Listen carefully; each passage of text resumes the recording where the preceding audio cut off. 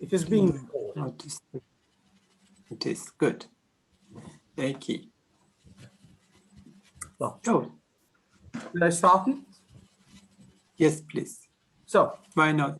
the legacy of Captain Marryat is very important because in a book that I am about to publish for Farhangian University, I am talking and I am about to explore the fact why Captain Marryat has been so much neglected, why his novels have not been understood in the way that they should have, and why he has been an inferior writer to some writers like Charles Dickens and Wilkie Collins. I'm about to talk about such things in my book, which is called A Companion to Captain Frederick Marryat, which is about to be published by Farhangian University Press. In a former book of mine, Pride and Prejudice, The Secrets of Jane Austen, I have also explored the fact that Captain Marryat was under the influence of Jane Austen in writing his first novel, Frank Mildmay, and in the preface to that book, Captain Marryat writes that my book can be as great as the book of Jane Austen, which was called Pride and Prejudice. But today's talk is not about the influence of Jane Austen and Captain Marryat. I am going to talk about the talents of Captain Marryat that have so far been neglected. Of course, Captain Marryat can be discovered in many aspects. We can discover Captain Marryat in his relation to the Royal Navy, in his relation to religion, to politics, and many other things that can open up the broader 19th century themes that we can talk about. But I think somebody is going to join, so I admit her or him, yes. So the importance of Captain Marryat can be rediscovered in different aspects. And as his daughter, Florence Marryat, who was another writer and who was a mesmerist and an exorcist as well, she complains, his daughter, Florence Marryat, complains about the fact that his talents have not been discovered in the way that they have, they should have. And she dares to criticize the critics who have been lazy or who had been lazy in her time. So today I am going to open up one aspect, only one aspect. There are other aspects that can be opened up, but time does not allow us. So I am going to talk about his relationship with the royal family. It is very important. We have lost the Duke of Edinburgh, so may he rest in peace. We are going to talk about his relationship with the royal family and how he was behaved by King William IV and Queen Victoria, how his relationship with the royal family changed and how they are represented in his novels. To talk about his relationship with the royal family, we've got to say that he was the yachtman for the king. He was one of the kingsmen, and he received the Royal Humane Society from the society, and he was the first one who invented the lifeboat. That is why when he was on board with his messmates, he was called a lifeboat. So when he was turning up in a scene, the people said, the lifeboat has come. So he was one of the yachtsmen of the king, but there were some circumstances that made King William IV, I can call him William IV because I have called him a king before, made William IV angry.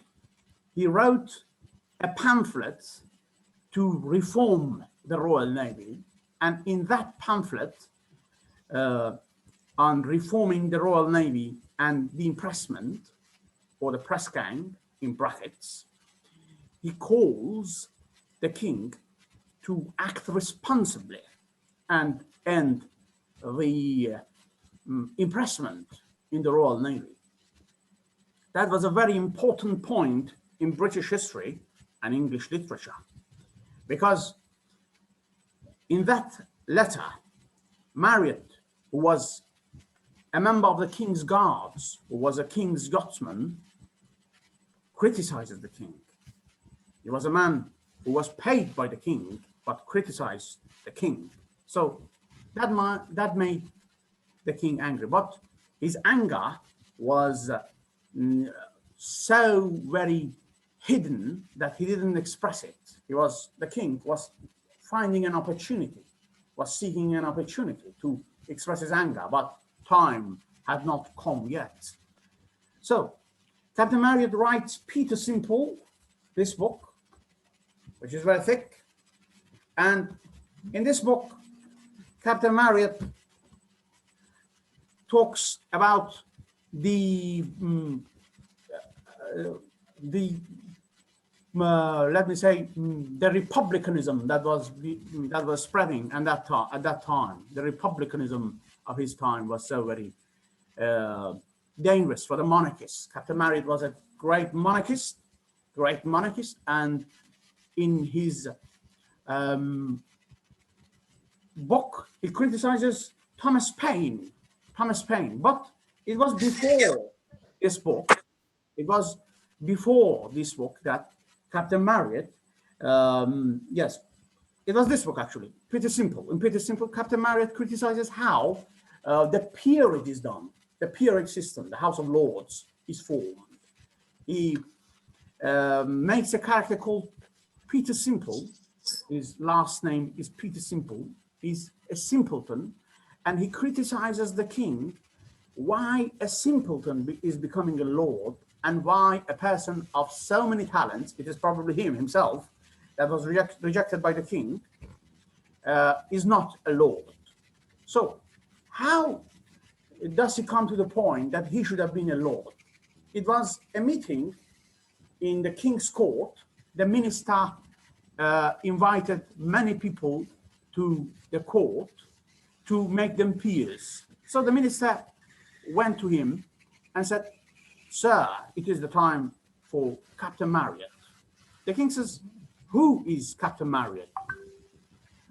And the man responds, the minister responds, "It is, I should go and ask him how he knows you." So he goes to Captain Marryat and says to him, "How do you want to introduce yourself to the king?" He says, "Tell His Majesty I am Peter Simple."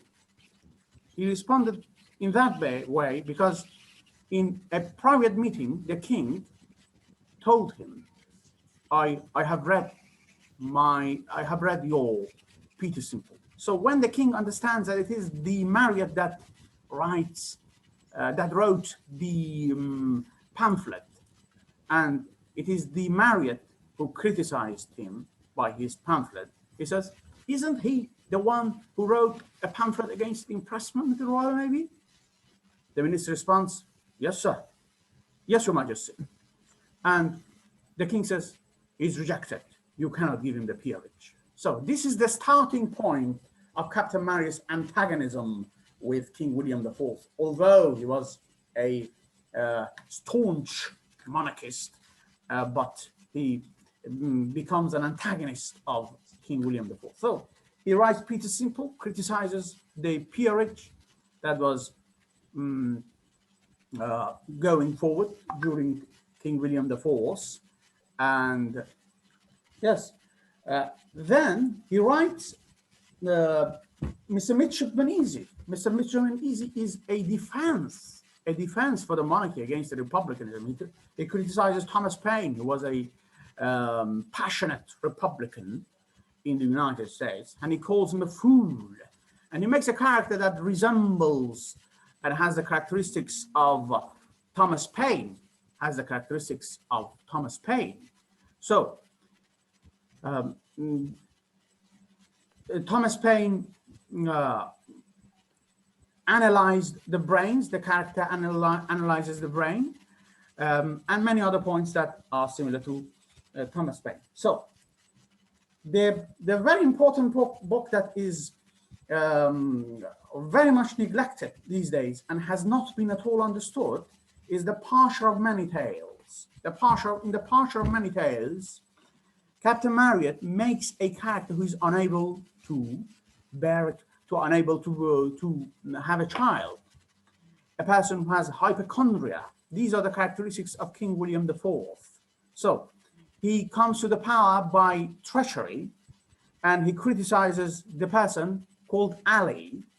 So why he chooses the name Ali? Because Ali rhymes with the name Willie. So Willie is William IV.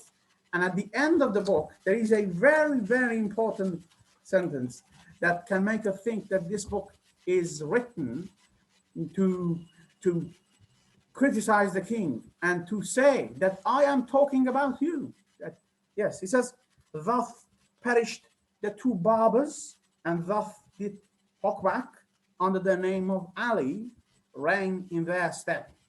But his reign and how long it lasted is one of the many tales not handed down to posterity. So, is one of the many tales not handed down to posterity. So when it is not handed down to posterity, it means that it is now, it is the present time, it is the current time. So Captain Marryat criticizes the king in this book, and the king becomes more and more angry. It was in the 1837 that King William IV died, and in his book Esnaliau, or the Doctrine, Captain Marryat makes the king a responsible man, makes the king responsible, knows him responsible for not treating the pirates well. He says, some pirates are different from other pirates. We should not be harsh on any pirate. And in his book, the privateer's man, he starts to renormalize his relationship with the royal family when Queen Victoria ascends the throne. Thus, he starts the book by saying, dear lady, who is this lady? Who is this lady who Captain Marryat is writing to? It is unknown. It is an ambiguous name that Captain Marryat writes at the start of the book. But if we pay attention to the sentence, and if we know the secrets and codes of Captain Marryat's life, if we know his biography well, we know that it is aimed at Queen Victoria. He tells the story of a man who was sent away by a ship owner, and then the ship owner forgives him. Captain Marryat says, look, it is the forgiving that makes a man great. And at the end, it comes to the point that if somebody criticizes you, and then you send him away, you dismiss him, it means that you are a weak man. And at the end, at the end of the book, Captain Marryat writes, your most obedient Alexander Musgrave, the end. So, who is this lady that Captain Marryat is most obedient? What lady can be there to make Captain Marryat the most obedient? It is Queen Victoria. It is Queen Victoria. And he states the facts that he had with King William IV. The story is similar. The sending away and the dismission is similar. The forgiving is different. There is a man who forgives a man who criticized him, and there is another man who didn't forgive him because he was not that great. So this is Captain Marryat's relationship with the royal family, and his very winded story with William IV, and how he wrote the King's Own. And there is a book called The King's Own, which he criticizes William IV in it. So in The King's Own, Captain Marryat knows the king responsible for not treating the pirates again, as well as the Snarly Owl.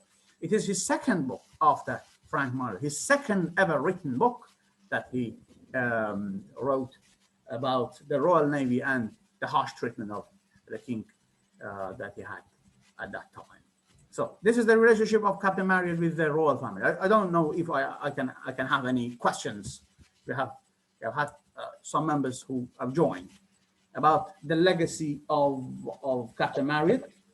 Yes, we have talked about how he wrote The King's Own, Mr. Mitchell-Benesi. Mr. Mitchell-Benesi is a book against the republicanism of his time, and then he attacks his attack against the republicanism of his time repeats itself in The Children of the New Forest, where he's a defender of King Charles I.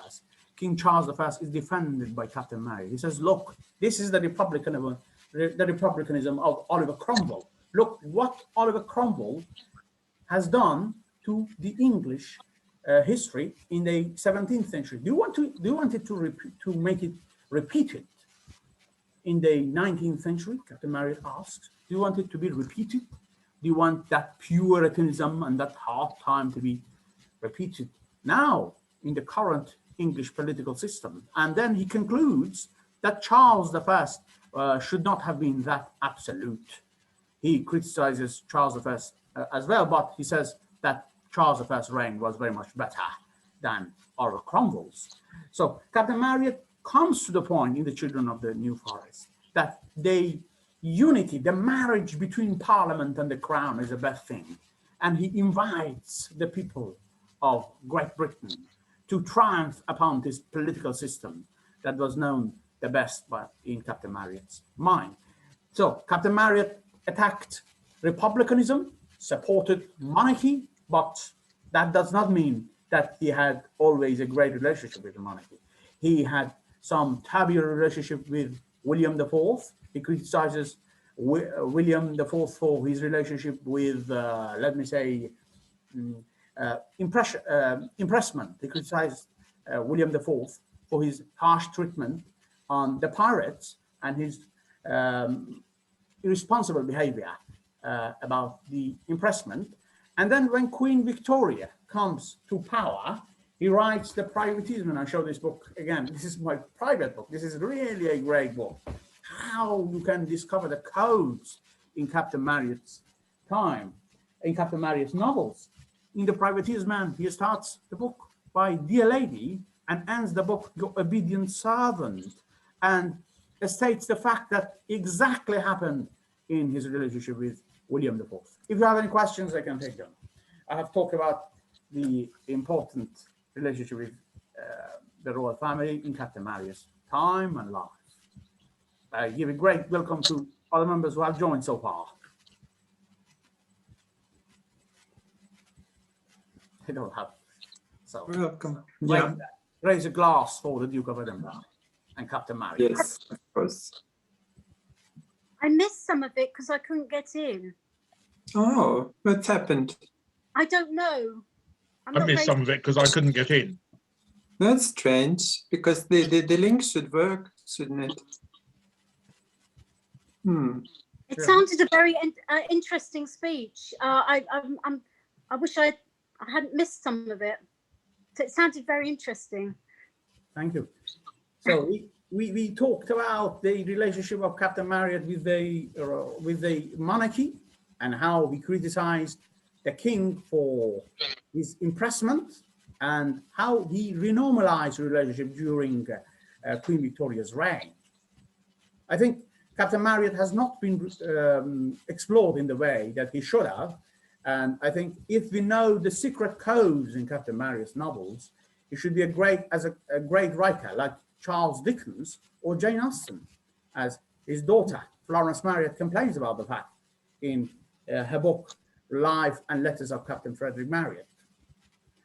Yes, and in The King's Own, which I have talked today, in The King's Own, the title can tell us very many great things. Why he chooses the name King's Own, The King's Own. Why the King's Own is there? Why is the title The King's Own? It is something that relates to the king.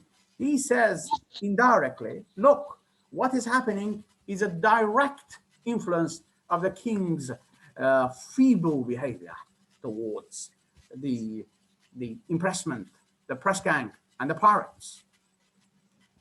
So, and in the starting point of the novel, he says, how good is the free trade? How good is the free trade? you can have no criminals, and you can trade well, and you can be prosperous. So this is what Captain Marryat talks in his novel, The King's Own. And to me, the most important thing in his relationship with the monarchy is when he writes The Privateer's Man. He renormalized the relationship with Queen Victoria.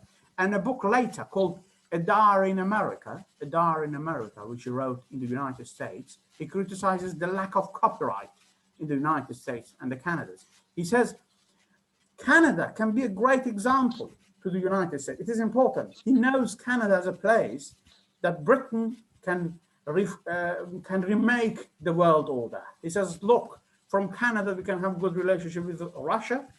We can have another attack. He was thinking of another war in the United States because he was a warrior. We cannot criticize him because he worked in the Royal Navy, and he raised a glass, as we made today, for Victoria.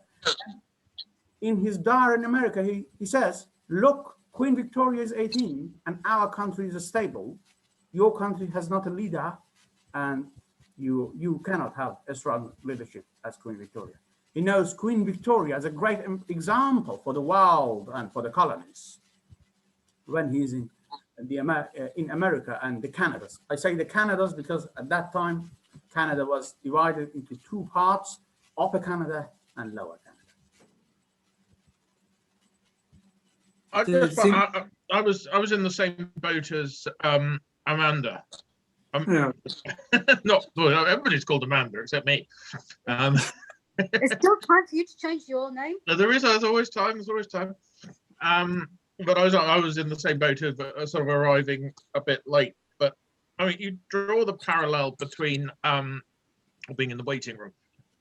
You draw the parallel between Captain. I mean, I must admit, my recollections of reading Captain Marryat as sort of Children of the New Forest at about age 10, and nothing I think since. But you draw a parallel with Dickens and Jane Austen. I mean, I'm just wondering if there's a bit of a parallel with another writer who sort of rather has gone out of fashion of the same sort of period, and that's Walter Scott. Yes. I mean, I'm not suggesting they're similar, but was he? I mean, what did he move in literary circles, Captain Marryat? I mean, who published him? Yes, it is a good question. How Captain Marryat is related to Sir Walter Scott. Sir Walter Scott, as we know, was a conservative as well, right? Mm. So he is a man of the king. He's the man of the king. But we can see some influence of Sir Walter Scott in Snarleyow. We have many great quotes from Sir Walter Scott. But to say that their novels are from the same fashion may not be that exact, because Captain Marryat, I think, as well as writing about history, he has a two-layer in his novel. The difference between Sir Walter Scott and Captain Marryat is that Sir Walter Scott refers to the history more directly than Captain Marryat. But when Captain Marryat writes novels, he has two layers in his novels. The first layer is for the reader that reads him for the first time. And the second layer is when you know his biography and you discover the codes in his biography. For example, in The Children of the New Forest that you have referred to very nicely, in The Children of the New Forest, he restates the facts that happened during Cromwell's time. And he says to the English people, look at what happened. Look at Charles I's strict actions. So a monarch should not be as strict as Charles I, he says. And look how the republicanism of the Levelers almost destroyed the cultural heritage of Great Britain. So, yes. So when he makes a wedding between the Parliament, the British Parliament, and the Crown, he comes to the point that this current political system is the best system in the world. I think this is something that is a bit different from Sir Walter Scott's stories, although I cannot comment that strongly on Sir Walter Scott's novels because I am an expert on Captain Marryat. So if you can make a comparison between Sir Walter Scott and Captain Marryat, I could welcome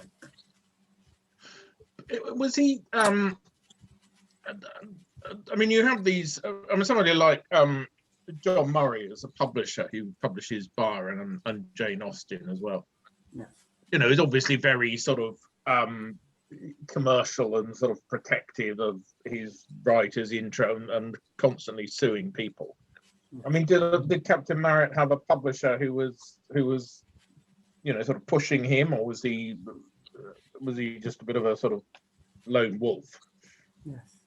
So the relationship of Captain Marryat with the publishers of his time was so very turbulent. I think there was a man called Collins, if I am not mistaken, a man called Collins, that he had lots of argument with him over the payment. So in a letter to Collins, he says to him that he is not about to write for him anymore. And in the King's Own, which I have here, in the King's Own, he criticizes the publishers of his time. He says, look how the publishers get the money and get our names. He calls them as name stealers. They steal our names and they steal our money. So in comparison with some other writers like Jane Austen or another writer that you have named, the publishers did not help him with that extent. Captain Marryat was popular because he had worked in the Royal Navy and the people knew him. So it was not necessary to push himself forward with the help of somebody else. And when he talked about his relationship with the publishers, we come to the point that he was the man who stipulated the conditions, not the publishers. He was the man who stipulated what should be done. And when a publisher did not do what he required, he left that publishing company. And we should also notice the fact that he was the head of the Metropolitan magazine. He like Dickens, made some sort of his novels serialized. We can see that he published Snarly Owl in a serialized fashion at the start, and then it was turned into a book. So Captain Marryat had a magazine to introduce his book, a very important magazine that sometimes criticized some other naval writers. He criticized William Neal for his improper conduct in his novels, and then a fight happens at in the outer part of the Metropolitan magazine. So Captain Marryat had an institution who could promote his books, who could advertise his books. So in that respect, and the good question that you have made, I can say strongly that his relationship with the publishers was so very different from that of Jane Austen's. So he was a bit of a diva. So sorry, I didn't get you. He was a bit of a diva. Yes, exactly, and he was the man. He was the man who acted the strongest. It seems as if to me as if he was the man who made politics the hardcore of his life, even through his life, and his relationship with his wife. If we look at his relationship with his wife in the King's Own, he introduces his wife as a person who shouts at his children, and the children know him a genius in The Nobler Sex by Florence Marryat, his daughter. It is an autobiographical novel. She says, my father was a genius and my mother was very rude. A very daring statement from Florence Marryat. It means he acted in a way that the children turned to him rather than their mothers. And you can see politics in every aspect of his life. And in I think it was about 1836 or 1837, I think, the years between them, this span, he rose to be a member of parliament, and a person rises up among the crowd and says, what is your idea about whipping the messmates by the authorities? What is your idea about this one? And flogging them by a whip that is so harsh. He says, "Sir, you turn me to answer the same question over and over again." So he refuses to answer the question because he knew if he answered that very controversial question, some conservatives would turn on him and some liberals would turn on him. So he becomes quiet, but everybody knows that he wrote a pamphlet criticizing the impressment in the Royal Navy. Well, at that time he acted very politically and gave a diplomatic answer by not being so clear. Yes. I've asked too many questions. Yes, yes. Actually, it is very enjoyable for me to talk about Captain Marryat. I can never get wearied of such discussions. Well, somebody else should ask them questions. Yes. Did he not criticize anyone? Captain Because Marryat? it sounds like he was criticizing literally everyone throughout his life. Yes, exactly. And even his wife, even his uncle. Yes. We can see traces of his argument with his uncle in the King's Own. He had some arguments over the matter of inheritance. So they had a very big establishment, a big house in Wimbledon. And when his father dies, his uncle turns out and says, "This is the property that I should inherit." They go to the court, and Captain Marryat has some arguments with the court. And in Alla Podrida, it means a collection of different things. He writes about his journey in Europe, he writes about his political statements, he writes about his social statements, but in a short story, he criticizes his uncle. He says, look, everybody's going to get the inheritance. And in the King's Own, he acts the same. He makes his uncle, he shows his uncle like a mad person. Look, uncles turn up to get the inheritance. So it is another reference to his uncle. Captain Marryat makes, and then in the last sentence, the uncle has a bad consequence for his greed and for his wanting the inheritance that was actually his nephew's. Yes, I'm just looking at the Wikipedia article on him, which maybe you wrote. No. But, I mean, there's lots of extraordinary stuff in here. Like he wrote, this is the first in his Gothic novel. This is the first female werewolf to appear in a short story. Wonderful. I mean, that's a quiz. That's a quiz question, isn't it? Yes. And then such was his personal charm that when he toured America in 1839, he was subject to acts of violence, including the burning of his book and his effigy in public. Yes, exactly. That happened because he raised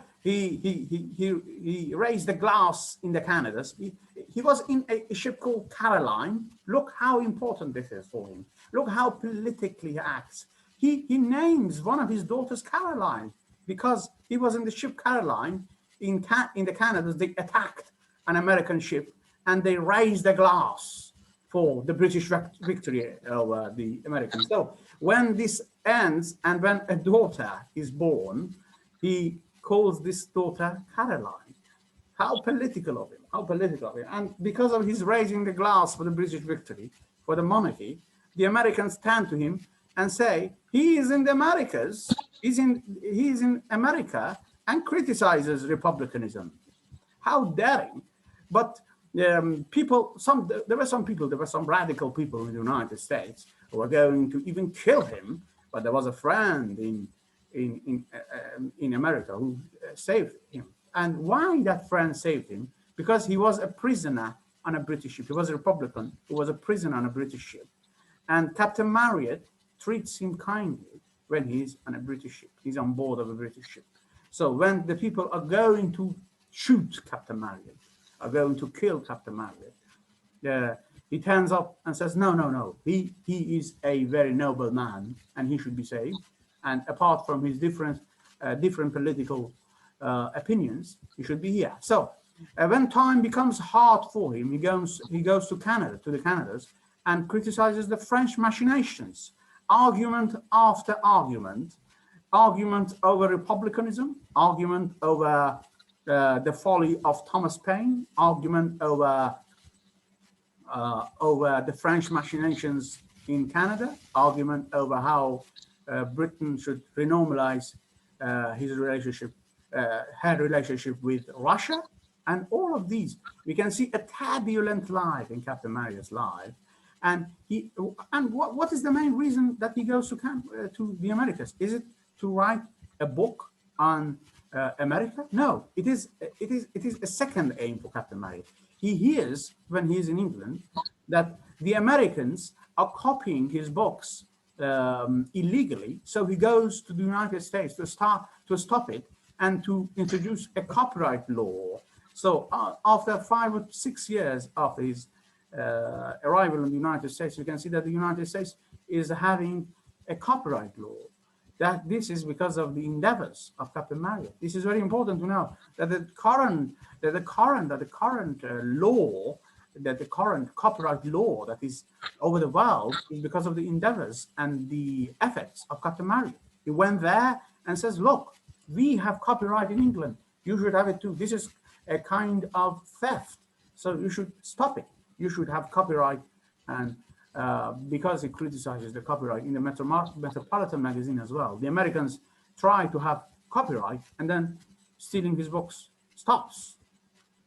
Mm. Good introduction. Good introduction. Was he? I mean, I see that he was. His father was a merchant prince and MP, and I mean, was he? Did he need to? Was he independently wealthy? I mean, did he have a? Did he need the money? But did he need the money, basically? Yes, and we know very well that he was not the first son of Joseph Marryat, who was an MP for Sandwich, the borough of Sandwich. Joseph Marryat. So Joseph Marryat had a senior son who went to Oxford University, and Captain Marryat complains about the fact that he had to wear the torn clothes, the worn out clothes, and the worn out clothes had to be worn by Captain Marryat. It is evident in Frank Mildmay and in the Settlers in Canada. In the Settlers in Canada, the second son says, behavior is more important than education. And in the first novel, Frank Mildmay or the Naval Officer, Frank Mildmay or the Naval Officer, Captain Marryat says, Frank Mildmay, look, Captain Marryat is Frederick Marryat, so FM, first name, surname, FM, the initials of FM, and we have Frank Mildmay, which is FM as well. So the initials are the same. So it is an autobiographical novel. We can say it is a semi-autobiographical novel, right? So in this book, Frank Mildmay says when his brother died, he was not that sorry. He was not that sorry. He did not become unhappy because he was not treated well by his elder brother. So this is Captain Marryat's sentiment over the brother. So he complains about the fact that the brother went to Oxford University and his father sent him to the Royal Navy. His father sends him to the Royal Navy, but the senior brother goes to Oxford University. He complains about it. But this is the independence that he gained by moving away from his family, by moving away from the family, although that may not have been very intentional, but he was independent. He was independent and he didn't gain money from his father. And the matter of independence is very much prominent in his novels, because he himself believed that a man, a gentleman, should be independent. But it is in Jacob Faithful that he comes to the conclusion that maybe independence is not that golden criterion in life. He comes to the point that he was a fool to believe that being independent is good, because in order to be successful, you should have a good relationship with the other people, with the other members of the family. So Jacob does not succeed because he's not dependent on other people. and he thinks maybe that independence was a consequence of his pride, of his unnecessary pride. If you invited him to, I mean, if we were having a dinner party tonight and you invited Captain Marryat as a guest, I mean, would he be amusing company or would he be a pain in the neck with all this sort of arguing with everybody? Yes, indeed. We have Jacob Faithful. There is a character who states many stories, who memorizes many stories from the Navy, from his naval expeditions, right? And a critic writes in an essay that the narrator of this story is Captain Marryat in good times. He means Captain Marryat when he was not angry. So, and in John Forster's book, he was a biographer of Dickens. He was a Dickens biographer, John Forster. He says we had a man called Captain Marryat. He recently joined us. It means he was the last member to be introduced to Charles Dickens. He was among the Dickensian circle. He was the man who made our party amusing. I'm not quoting. I am rephrasing the sentence. He made our party amusing, he says. It means Captain Marryat was, and he says Captain Marryat also danced in their party, danced and moved from one part of the room to the other part, and made other people like Dickens, Collins, and other Dickensian coterie dance with him as well. And he went shooting ducks and ducklings with Dickens. Dickens moved when Captain Marryat moves to Norfolk in the last years of his life. Dickens moves to Norfolk to have the pleasure of shooting ducks with Captain Marryat. We have this, and the matter of relationship with his son. He had a son called Frank Marryat, and when Captain Marryat was ill in the last years of his life, his blood was clotted in one part of his body. So when he was recovering, but when the news of his son comes, his son is dead. He hears that his son was dead. So his illness becomes worse, and he dies in a matter of a week. In a week, he dies within a week because he hears the sad news of losing his son. That was the most saddening time in Captain Marryat's time. He was his favorite son, and he loved him dearly. But when he hears the news that Frank is lost on sea, he loses his temper, his blood is more clotted, and he is deceased. That was a saddening moment for Captain Marryat and his family. He couldn't bear it. He couldn't bear the fact that his son was sunk in a ship, and he was drowned in a ship. And when why his son is drowned, Captain Marryat received the Royal Humane Society for saving many people from being drowned. His son is going to do the same. His son is going to be like his father, but he can't. He is drowned, and this one devastates the state of Captain Marryat's health.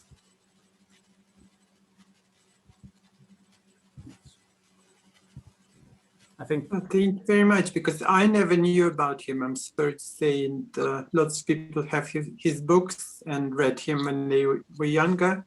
Yeah. For me, he's a complete discovery, even though I know Dickens and Jane Austen and others. But it sounds like he wasn't very likable person because of all the criticisms he was raising. Maybe that was the reason his books were not that popular, but he clearly had some talent and a rather unique way of approaching political subjects in fiction, in literature. So I think, yeah, he's quite a remarkable author in that way.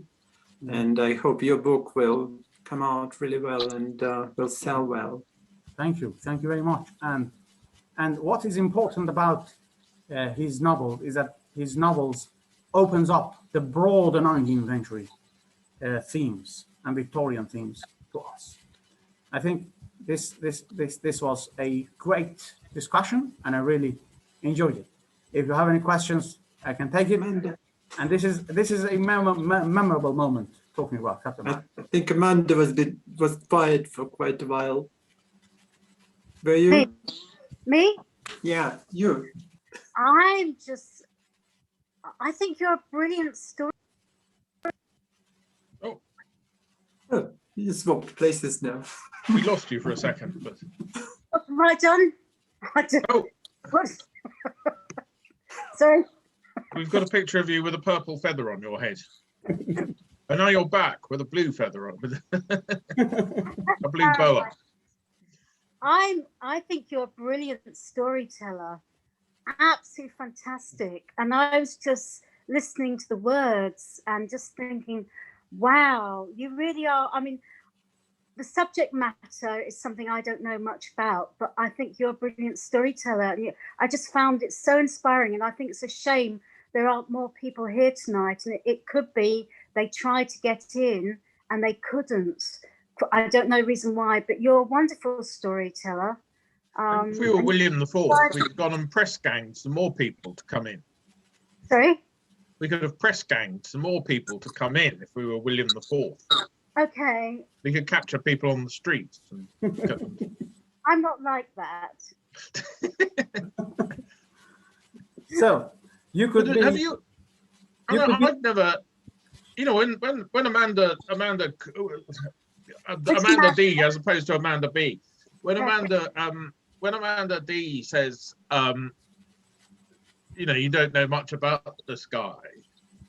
Well, I don't think any of us really know much, because he is so. I mean, I'm aware of, you know, I'm aware of his. You know, I know roughly who he is. I know he wrote The Children of the New Fort and a few other things. But I'd say he's so far. I mean, he was popular in his day, wasn't he? I mean, he sold. I mean, these books sold well in the 19th century. But I mean, I'd say he's sort of he's one of these people who is so far off the radar now of being fashionable. Yes. I'd be surprised if anybody. I mean, I'd be surprised if many people have heard of him. Yes.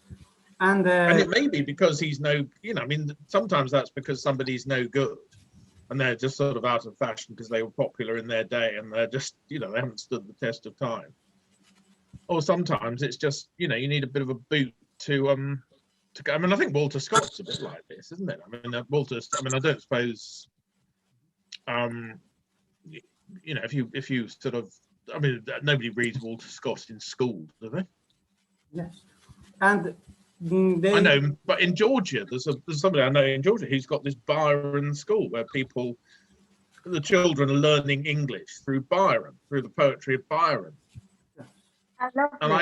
And I keep on saying that nobody in English schools is reading Byron. Yes. And the I don't even think people who do English A level or whatever it's called, it's still A level. I mean, I don't think even people who are doing English A levels or baccalaureate or whatever, I don't think they're reading Byron or the Walter Scott or anybody like that.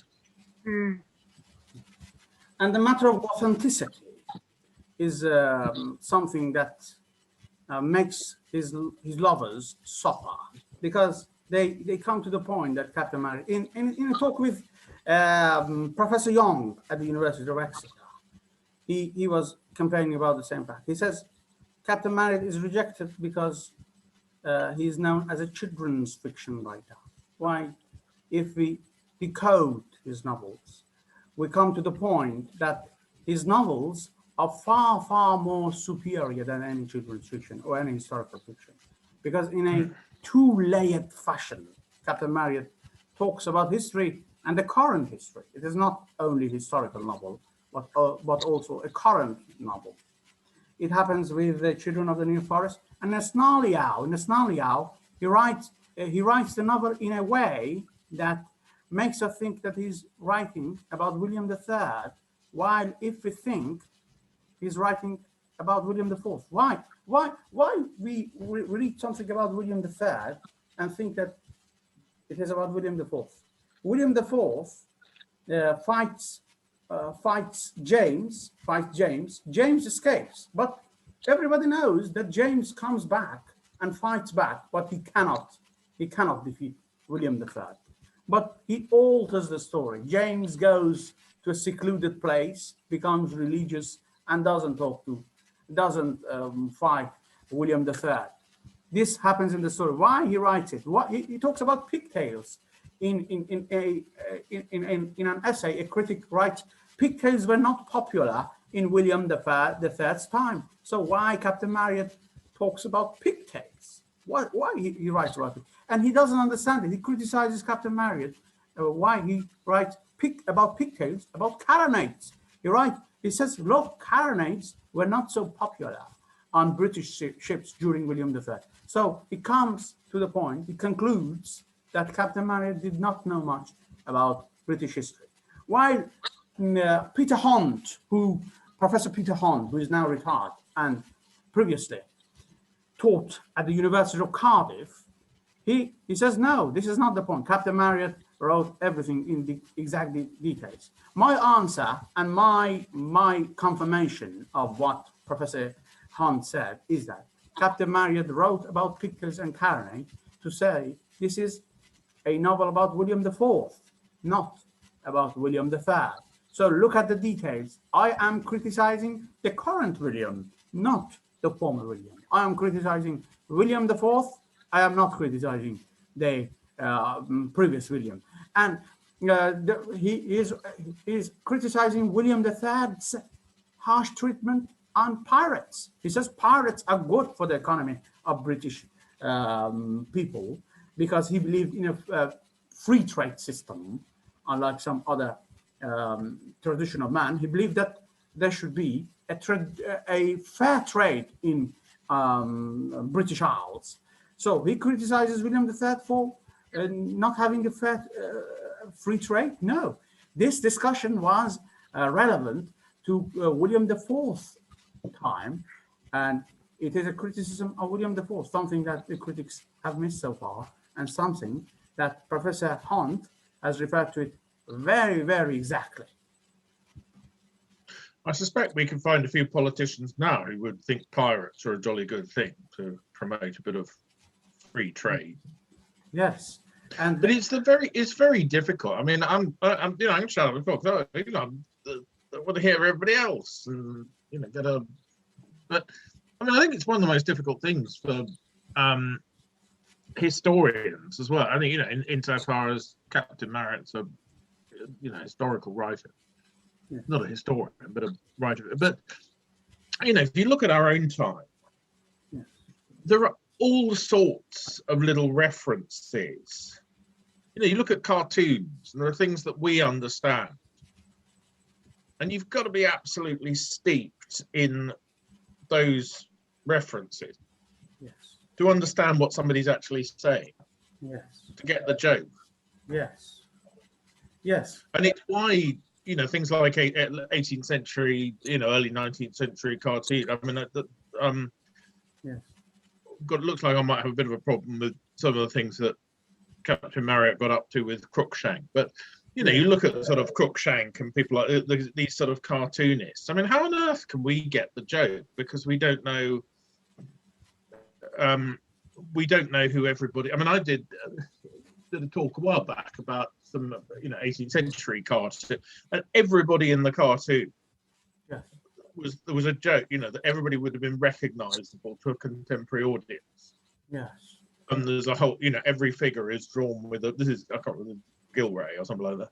Yeah. But it's every figure there's a joke about. I mean, the person looking at it's going to think, oh yes, that's so and so. He's a one, or don't like her much. She's a. It's like all the sort of Big Brother characters or something. I mean, that's a reference about 10 years out of date. Yes. But if you're in 2200, you're looking at a modern cartoon depicting people from Big Brother. I mean, how the hell do you know what's, you're going to know what's going on? Yes. This is a main reason that Captain Marryat is neglected in today's world. The question is, when I talk about this in my classes, I'm a lecturer at Farhang-Yan University, and I chair the English department there. When I talk about his legacy to my students, they say, how have you come to this conclusion? How can we have the same conclusion?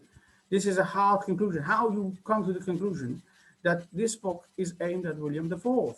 How do you know that the privateersman is aimed at Queen Victoria? I say, look, in order to Captain Marryat is a sort of writer that in order to understand his stories, in order to understand his novels, we should read his biography first.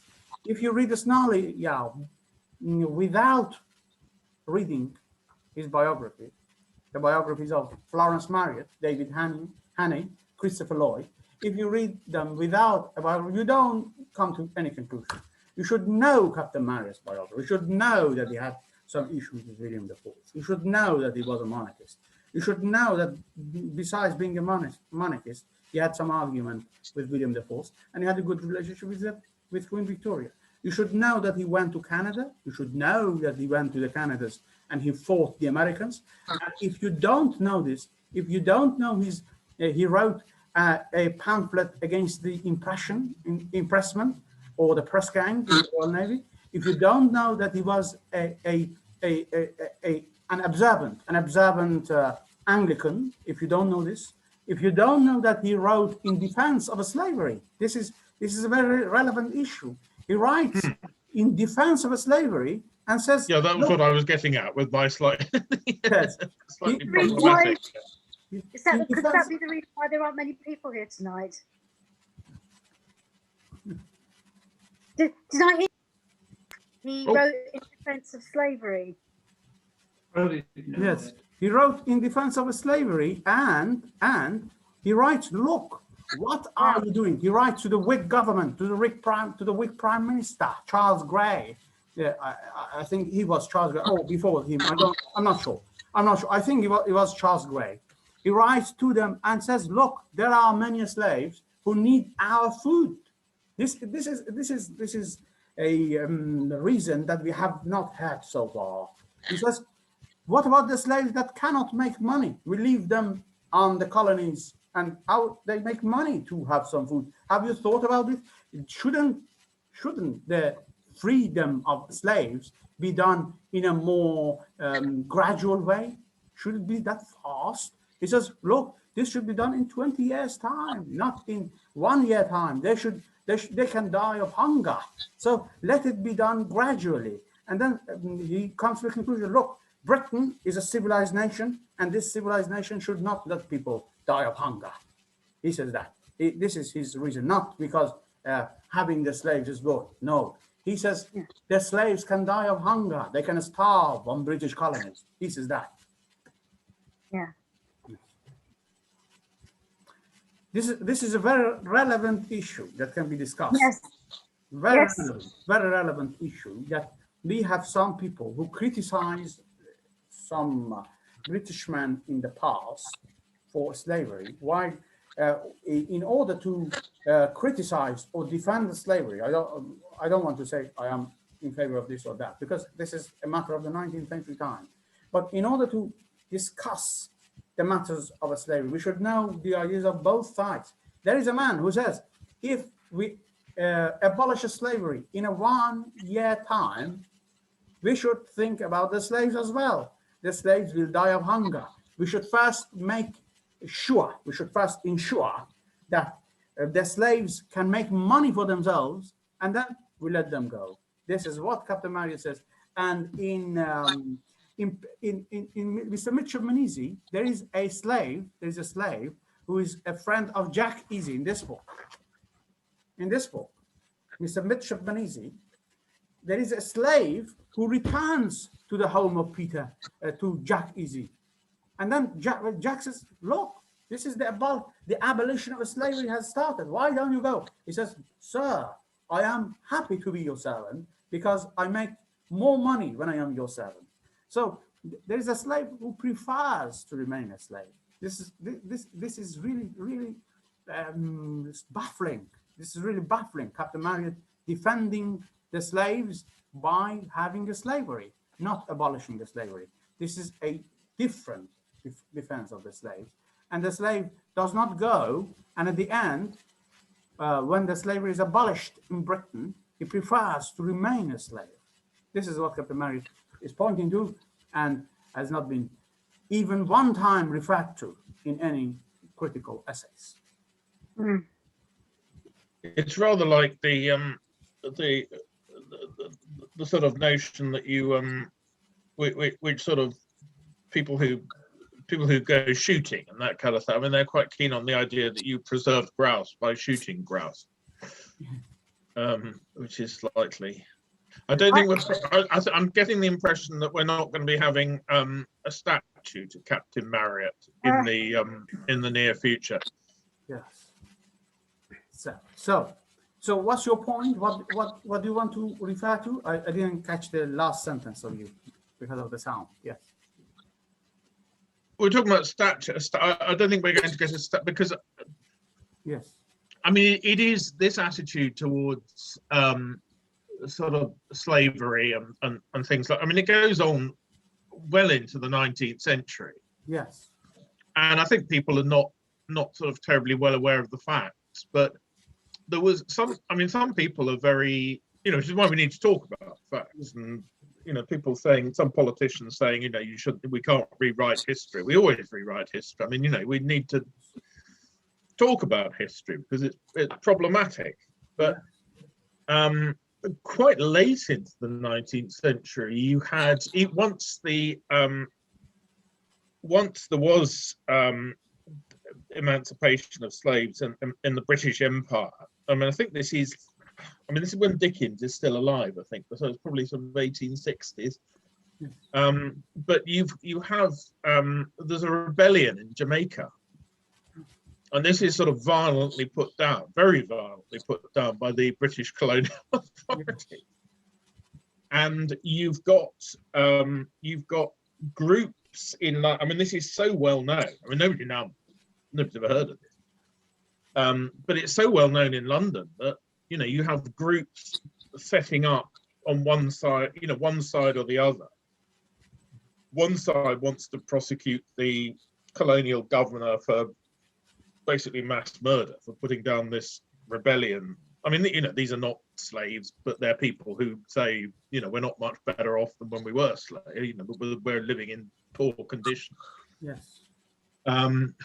So one group in London wants to put down the, to sort of basically put the governor on trial for mass murder. Yes. And the other side, there's then a sort of subscription group of people saying, well, he's doing his best, he did a good job, it's outrageous that he should be criticised. And in that latter group, there are people like Ruskin and Carlyle, historian. Especially Carlyle. Thomas Carlyle, yeah. And it was a bit of a, there's no two ways about it. I mean, he was a bit of a racist. yeah. And I went to a slightly sort of embarrassing. Yes. I mean, it was a bit embarrassing. It was a talk where a friend of mine who puts on these talks in Carlyle's house, Thomas Carlyle's old house in London. Yeah.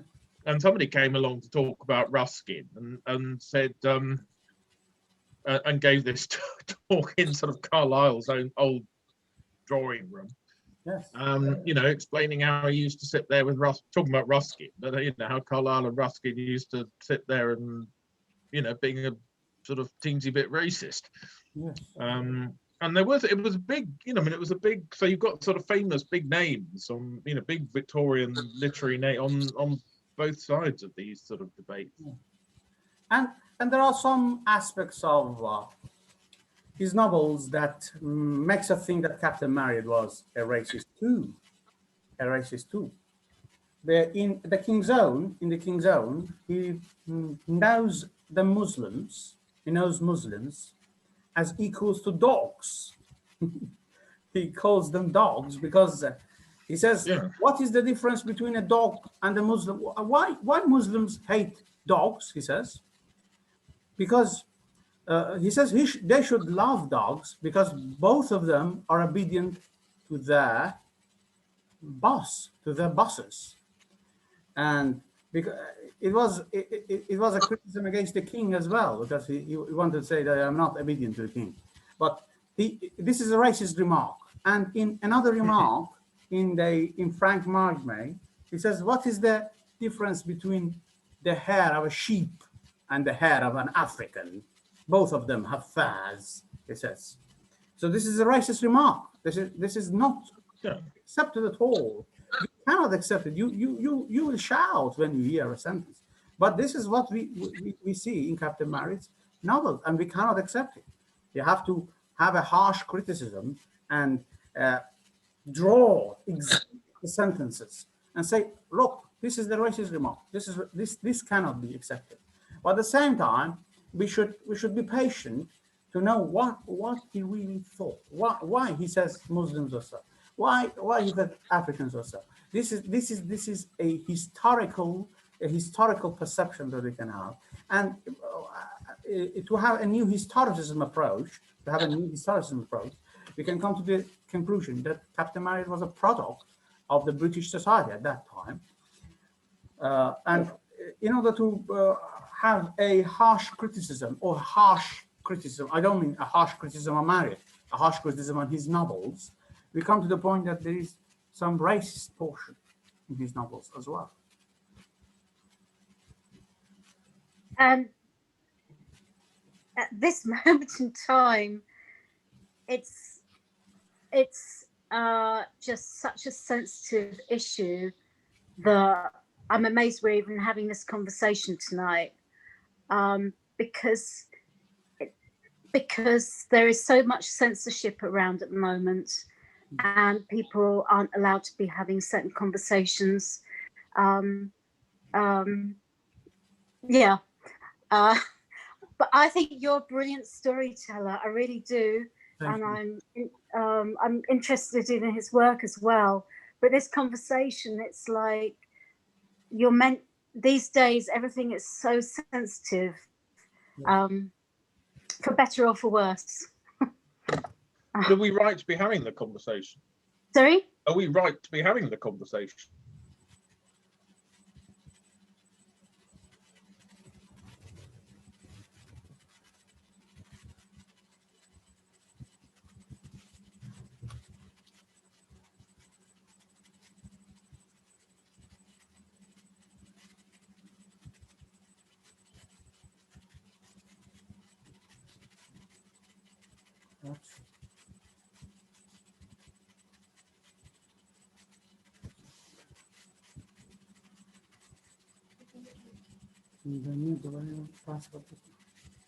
Things, certain things you would just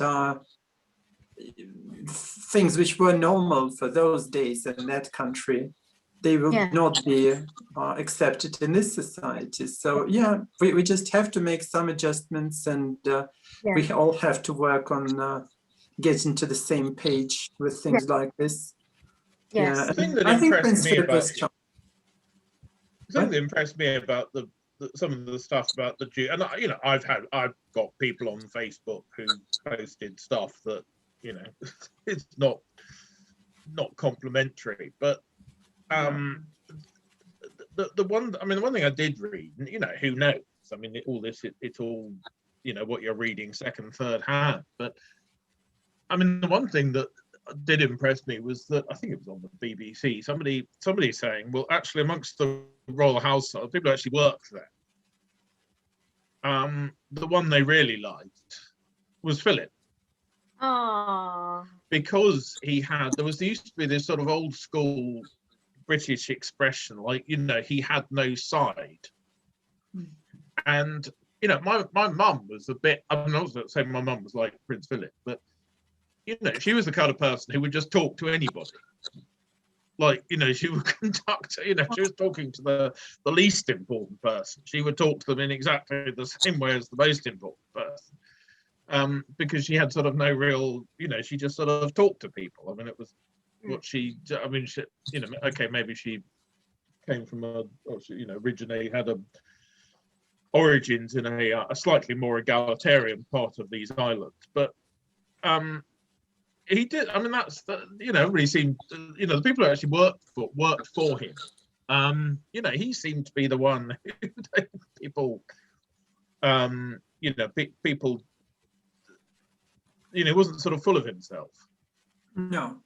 And we've now got this story. I mean, whether it's true or not, I don't know. But one member of the royal family who's insisting that he should be allowed to wear an admiral's uniform for this funeral. And you just do think, look, you know, for God's sake, man, you know, the bloody funeral. I mean, you know, sort of just not about Apparently you. nobody's going to wear any uniform. No, that's partly because of that. So it's said. But I mean, it's, you know, it's people, you know, people, oh, I've got to go to the front, I've got to wear an admiral, I've got to do that. And Philip, by all accounts, was not like that. Yeah. He was an individual, wasn't he? He didn't want to fight. And you know, he always had this personal touch with everyone. You know, he could always reach out to you, and that was completely taking you off guard. You know, you just were opening up completely to this person because he wouldn't have it any other way. I mean, he's opening up to you, and that's it. Oh. So that was really, really amazing, because you meet him for the first time and he talks to you as if you knew each other forever. Oh. How are the kids? What are you going to do next? Yes. Because he had a weight, you know, he just does seem to me, because he'd actually sort of done stuff. Like, you know, he'd been a, you know, midshipman, and he'd done all this sort of, you know, Captain Marryat kind of stuff on ships. You know, he just struck me as the sort of person who, if he told you don't be a bloody idiot, you know, you would listen, you would pay attention. I mean, he struck me as the sort of person who would carry a lot of weight with people. You know, if he told you you're being a fool. Yeah. So you know, you pay attention to that. Yes. Yes. I was all ears. Yes. This comparison that we can have between the Duke of Edinburgh, the late Duke of Edinburgh, and Captain Marryat makes us think that they were absolutely different people. Captain Marryat was a person who talked about every aspect that we knew. So we cannot find an example in a part of British history that he was silent on. He was silent. He was talking about the family. He was talking about impressment. He was talking about the slavery. He was talking about British politics, American politics, Canadian politics, the colonist politics. So the fact that makes him as important as he is that he stood for everything that he believed. In a sense, in a statement in the British Parliament, because I sometimes see the podcast of British Parliament. I remember a sentence from David Cameron in the year 2007. He says, "Politics is standing for what you believe in." Standing for what you believe in. So if politics is standing for what you believe in, Margaret Thatcher was a different politician. So this is the statement that came from Captain Marryat, from David Cameron. So if we make this statement as a true example of defining politics, we can sense that Captain Marryat was a politician who stood up for his beliefs, and it is really important that we should consider the fact that when Charles Lamb, if I mention him right, the Prime Minister, the Tory Prime Minister, who was the Tory Prime Minister before William Disraeli? Can you remember his name? Yes. Benjamin Disraeli, before Disraeli. I'm just double checking. There was we had Earl Grey, wasn't there, and Melbourne.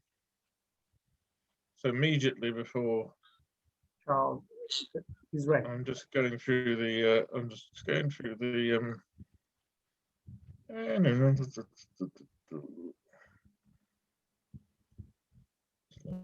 I'll find the list. Yes, we can wait. This is important to know the Prime Minister. To make sure we're talking about the right. It was Tory prime minister. I should know this, but it's not my period. I am searching this. I'm thinking Lord Grey was a liberal, wasn't he? No. List of prime ministers. So we've got from 1721. So we've so immediately before, where do we get? Is Derby, Lord Derby. Then we've got the Russell, who was Liberal. Palmerston was Liberal. Derby before that. A Tory prime minister. Yeah, last Tory is, and then before that it's Peel. Yes, Sir Robert Peel. Yes, Robert Peel. Sir Robert Peel. When Sir Robert Peel became a Tory, everybody thought that Captain Marryat would have a position in the British government because he was a Tory too. But that time, that was a very hard time for Captain Marryat when Sir Robert Peel came to power. Yeah, the Corn Laws, he criticized the Corn Laws, and this is the time that Captain Marryat writes for the liberal newspapers, not Tory prime ministers, because he disagrees with the Corn Laws that was initiated by Sir Robert Peel. So he criticizes Sir Robert Peel for the Corn Law, and he starts to write a novel to criticize Sir Robert Peel. So this is the important point that Captain Marryat is starting to criticize a Tory. So previously he had done it. He had criticized the allowance of the entrance of the Catholics into British politics, into the Tory party. So this is what Captain Marryat is. He criticizes the Tories and he criticizes the Liberals. Whenever he thinks it is the right time, he does it. And criticism is his passion.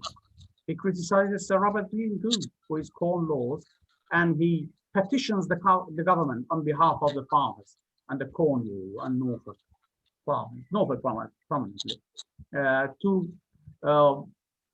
convince the government to stop the Corn Laws that made the life of the farmers very hard.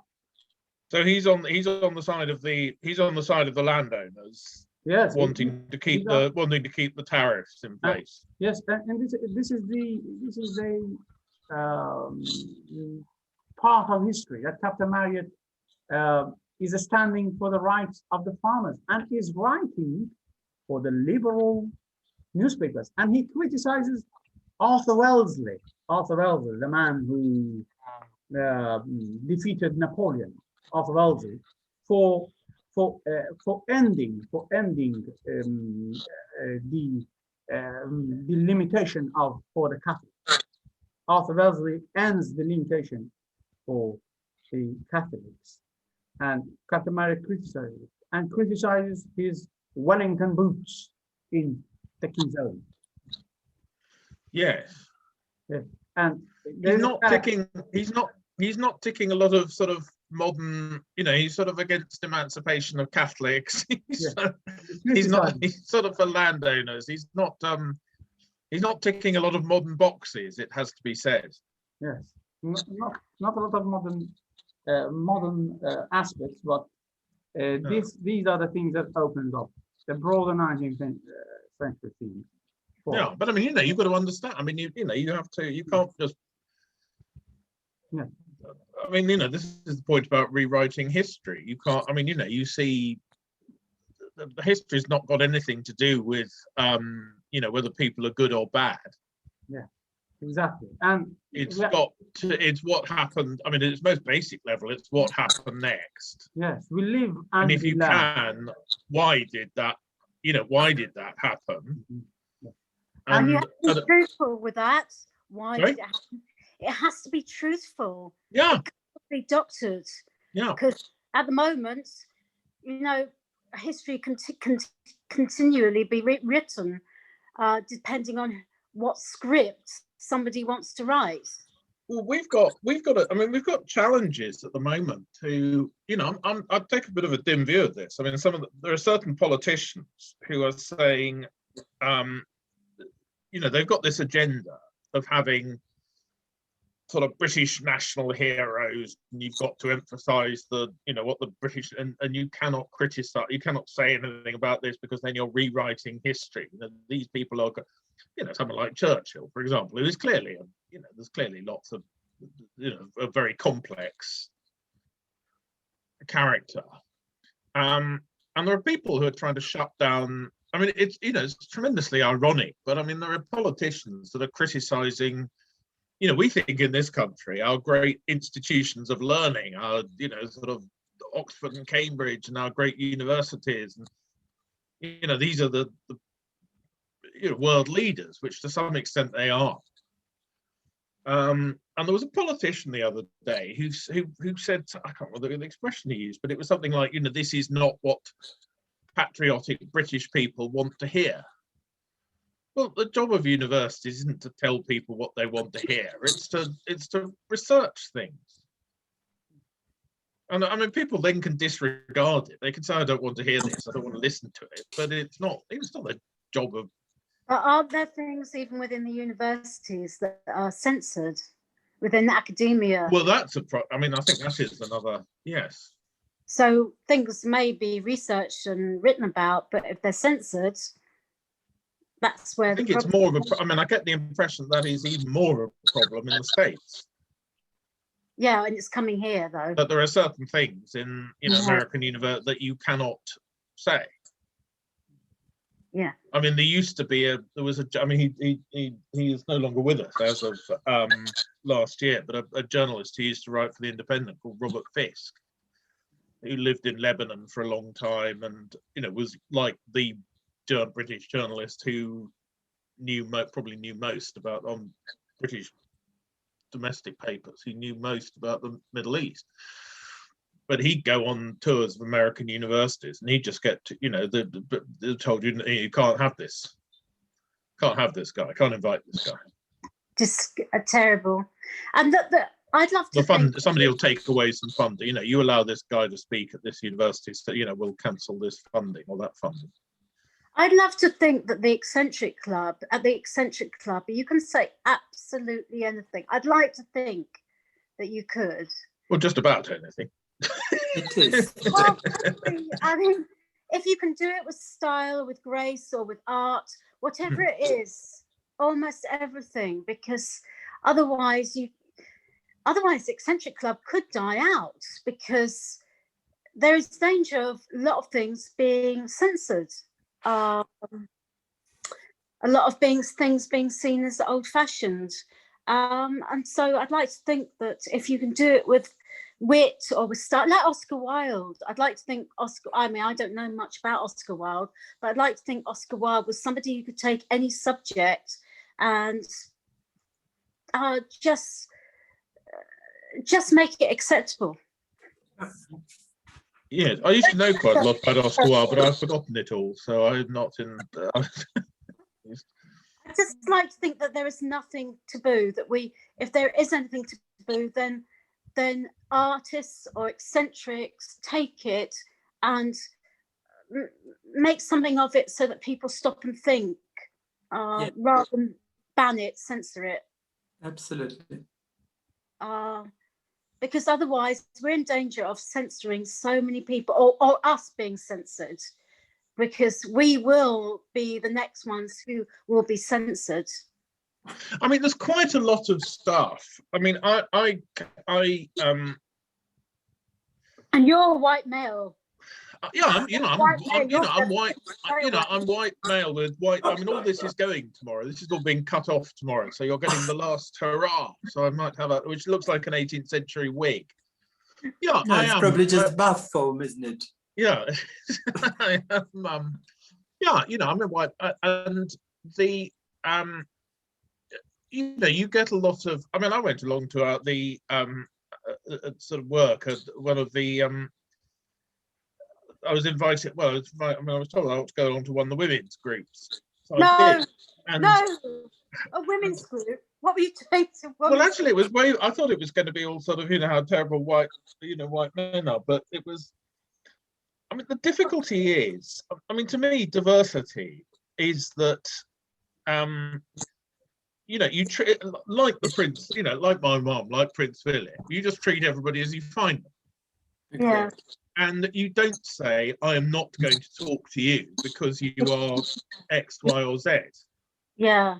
You just treat people as you find, and you don't, that doesn't mean to say, if you've got bad people, it doesn't, you can't not say this is a bad person because they've got a particular characteristic. Bad person is so subjective. Yeah, And but if I, it's a bad person. Yeah, but but it's been turned around the other way now. That you've got what as lawyers call protected characteristics.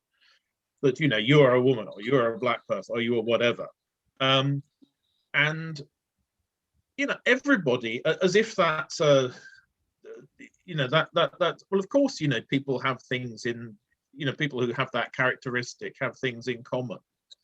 I feel very special now. No, sorry? I feel very special now, knowing that I'm a protected category. Protected character. Yeah. But I always used to laugh when you get these things, when you get, people would talk about whenever there was a, there was a problem somewhere in a city. Yeah, it would say, community leaders, and people will talk about things like, people say things like the black community. All that means is people who have to be black, some of whom may have a lot in common with, it's like saying the white community. There are, the female community. The female community. It encompasses people with every view on. Male community. Nobody would say the male community. Males don't tend to have much in common with other males. Males traditionally, whether it's by nature or nurture, have been encouraged to be individual. Alpha males are encouraged to be leaders of the pack. They're encouraged to be individuals rather than the community. Well, I think whether it's in individuals or there's a lot of pressure. Yes, I always think one of the most, I find it quite an unpleasant exhibit, but it's an exhibit in the Imperial War Museum.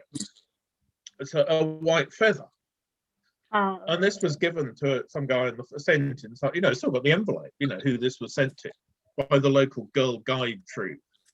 Saying, dear Mr. So-and-so, you are a coward, either go and fight in Flanders, or you can come and sort of, wash the dishes for our local Girl Guide, to, sort of humiliate the guy, who may have had all sorts of, he may have had, who knows why he was not already fighting in Flanders. But, that letter, that may well have sent somebody to their death. Yeah. That guy may, he may have been back here because he was suffering from shell shock. He may have, he may have been, who knows what the background to that is. But it's basically, and that was Mrs. Pankhurst. Pankhurst, the suffragettes, not the suffragists. The suffragists were quite sort of, were not warmongering in the first one. Suffragettes were. Pankhurst were very keen on sending white feathers and getting everybody sent off to fight. And one of the things, it's always said one thing's Benedict, that is not talk. They sort of don't talk to each other about these things. And during the lockdown, I've been involved in I've sort of come across various groups of people who have been focusing on sort of things to do with men's mental health. There's young men, there's the highest rate of suicide is young men. And it's all this sort of, pressure that's heaped upon people to, it's all very well saying, men have, men have all the privileges, but very often that's all a lot of the responsibilities as well. And I went to a very, it's a very interesting Zoom talk I went to a few weeks ago, but with a female academics from, I can't remember which, was it Queen Mary, one of the London colleges, politics in the 18th century. And it's very much more nuanced. I mean, they were their thesis, and this is a couple of women who've been doing all the research, is that women are actually much more important in 18th century politics than you might think, because they're running all the political salons and the clubs, and not necessarily club, but they're holding the big parties at which you have to be seen if you're the Duke of so and so to where you go along, you get invited along to influence. So a lot of that is much more female centric than people think now. But all this the sort of men and women stuff. I mean, I'll bite my tongue on that, because there are some things I just in a work context, for example, there are some things it's just not, it's more trouble than it's worth. And you're saying that's a form of censorship, which it is, I mean, it is. Well, it used to be a place where not only you made a good income, but also it did have a social and other aspect to it, which made it good. You're not allowed to talk about it anymore. But there was a time, well, I'm not even going to talk about it because I'm censoring myself, but there was a time when there was other things going on in the office. Yeah. You couldn't do it now. You couldn't do it now. You could end up in prison for flirting. Well, I just sort of wonder how people are, how people, I mean, if you've got, I mean, if you're sort of trying to find out whether somebody else sort of likes you and all that loose. I mean, somebody's got to make the first move. I mean, it's. I wouldn't like to be a man these days. I wouldn't like to be a man, especially a quirky man, a man who's sort of an outsider. If you're part of the flock, that's fine, but an outsider. I think there's a lot of male defensive walls that are just sort of going to go. Are just going to go up. Yeah. But of course, there is a new breed of male being developed at the moment, which in test tubes. Which are the woke males who will see you as a dinosaur. They don't even see the reason why we even need to have these conversations. Everything is so obvious. Why are we even talking about the past or what you're talking about or anything? Because everything should be very clear cut. Male, female, it should be male and female should be similar. Well, it should be respect. I mean, obviously it should be respectful, but I think most guys have got, will have occasions when they're not allowed to. They feel that they haven't been treated with a great deal of every 18-year-old boy knows, sort of will have had experience of somebody who allows you to, to buy drinks all evening and then sort of disappears off to whenever when somebody more interesting turns up. Yeah. I mean, everybody's everybody's had that experience. Yeah, but these days, if I was a male, I wouldn't even dream of doing those kind of things. Yeah, you wouldn't buy anybody a drink because that's how he's sort of. Sorry, say that again. You wouldn't, yes. I mean, if you offered to buy somebody a drink, that's what's this what's this perv?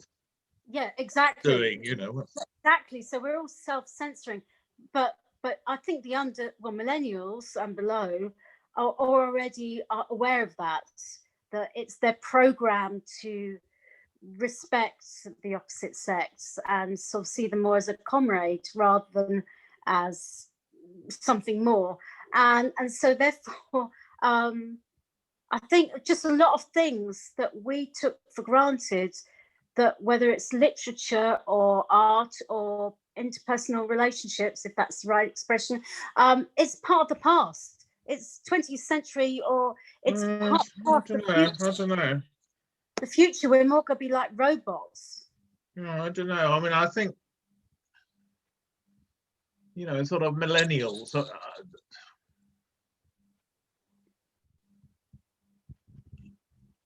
I think I'm not sure it's as I'm not sure we've entered into sort of quite that utopia just yet. Do you see that as utopia?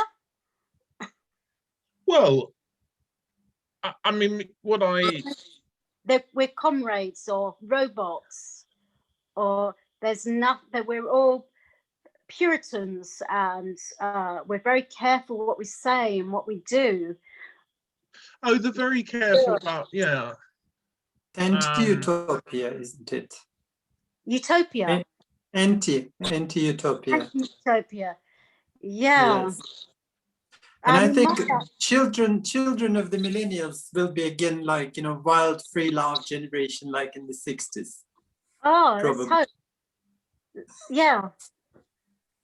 As But a the revolt. 60s was a complicated thing because you'll find people, I mean, it was supposed to be, it was the pill, wasn't it? It was supposed to be, the pill was going to bring sexual liberation for women.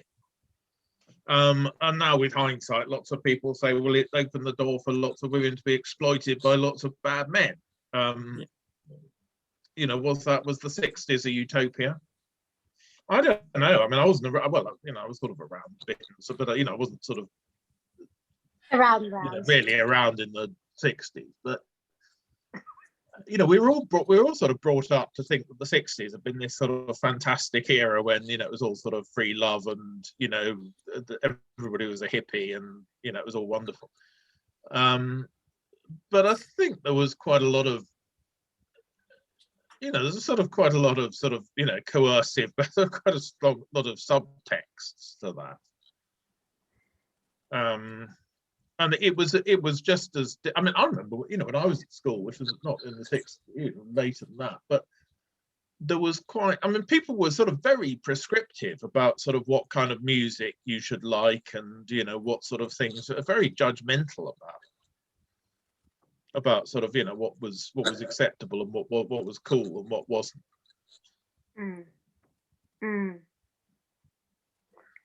Yeah. People have always been judgmental. I'm surrounded by, I'm astonished by some of the, some of my colleagues, some of the stuff I get on WhatsApp. I don't regard judgmental. I mean, these are people who presumably want to be judges in due course. But I don't regard being judgmental as a good quality in a judge. Well, that's why I use the word. Haven't they? Sorry? Although they always have been, haven't they? Well, you've got to judge. You've got to be doing judgmental. Judgmental is sort of, you like. I'm kind of with the Quakers on this. That sort of, it's that you shouldn't, you shouldn't want to judge your fellow. You should be extremely reluctant to do this. You should be. I mean, somebody's got to do it. I mean, somebody's got, but to sort of sit in judgment on your fellow man or woman is not something you should really want to do. The people you should have as judges are people who don't want to be judges. Yeah. People who want to be judges. I want to be a judge. I want to be a judge. I want to do this. I want to do that. It's sort of, I want to be a policeman. Let me be a policeman. I want to be the policeman. You don't want. Anyway, I'm just going to go and get some more beer on the assumption that we're carrying on. I'm going to close my curtains and get some more beer. Yeah. May I go to the toilet? Is anybody going to be here when I get back? Well, I thought maybe we should call it tonight because I need to go and put the kids to bed as well. And I don't know unless you all want to stay and chat. Peter's coming back. Amanda? Well, I'll stay. I'm just going to go. I'll stay for a bit. You'll stay. I'll stay for a bit as well. All right. Well, thank you, Said, for your talk. Amanda, are you going? Huh? Are you going? Well, I need to put them to bed first, but then I'll see. Yeah. Will you come Maybe back again? I'll try. Oh, good. Thank you very much for the recommendation the other day, and look forward to Eccentric Club meeting in real life. Yeah. Do you know there were lots of people in London today? Just masses of people in London. I think you live in London, don't you? Live in the heart of London. It's amazing how many people are out and about now. I don't live in London. No. Oh. No, I live in Berkshire. Berkshire. Oh. Yeah, I've got like, animals behind the fence, sheep and horses. Oh, how lovely. Oh, lovely. Then it's nothing like London. London No, is nothing like London. No. Oh, how I only lovely. meet the same sheep. Sorry? I only meet the same sheep every day. That's lovely. Yeah. And I used to meet the same swans every day last year when I was Aw. going for walks down by the river. Oh, Same that's- swans and geese. I'm just going to the Right. toilet. I will be back, okay? Righto, okay. Well, I'll stay here.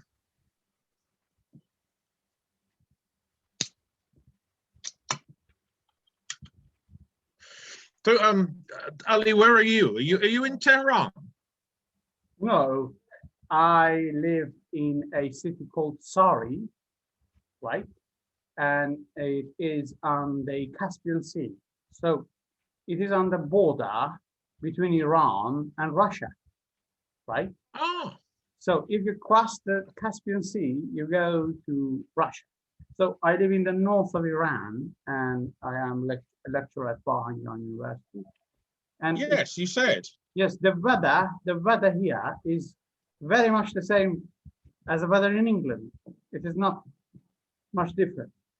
So if you So this is the border. It is border with Russia, not with any of the Central Asian republics.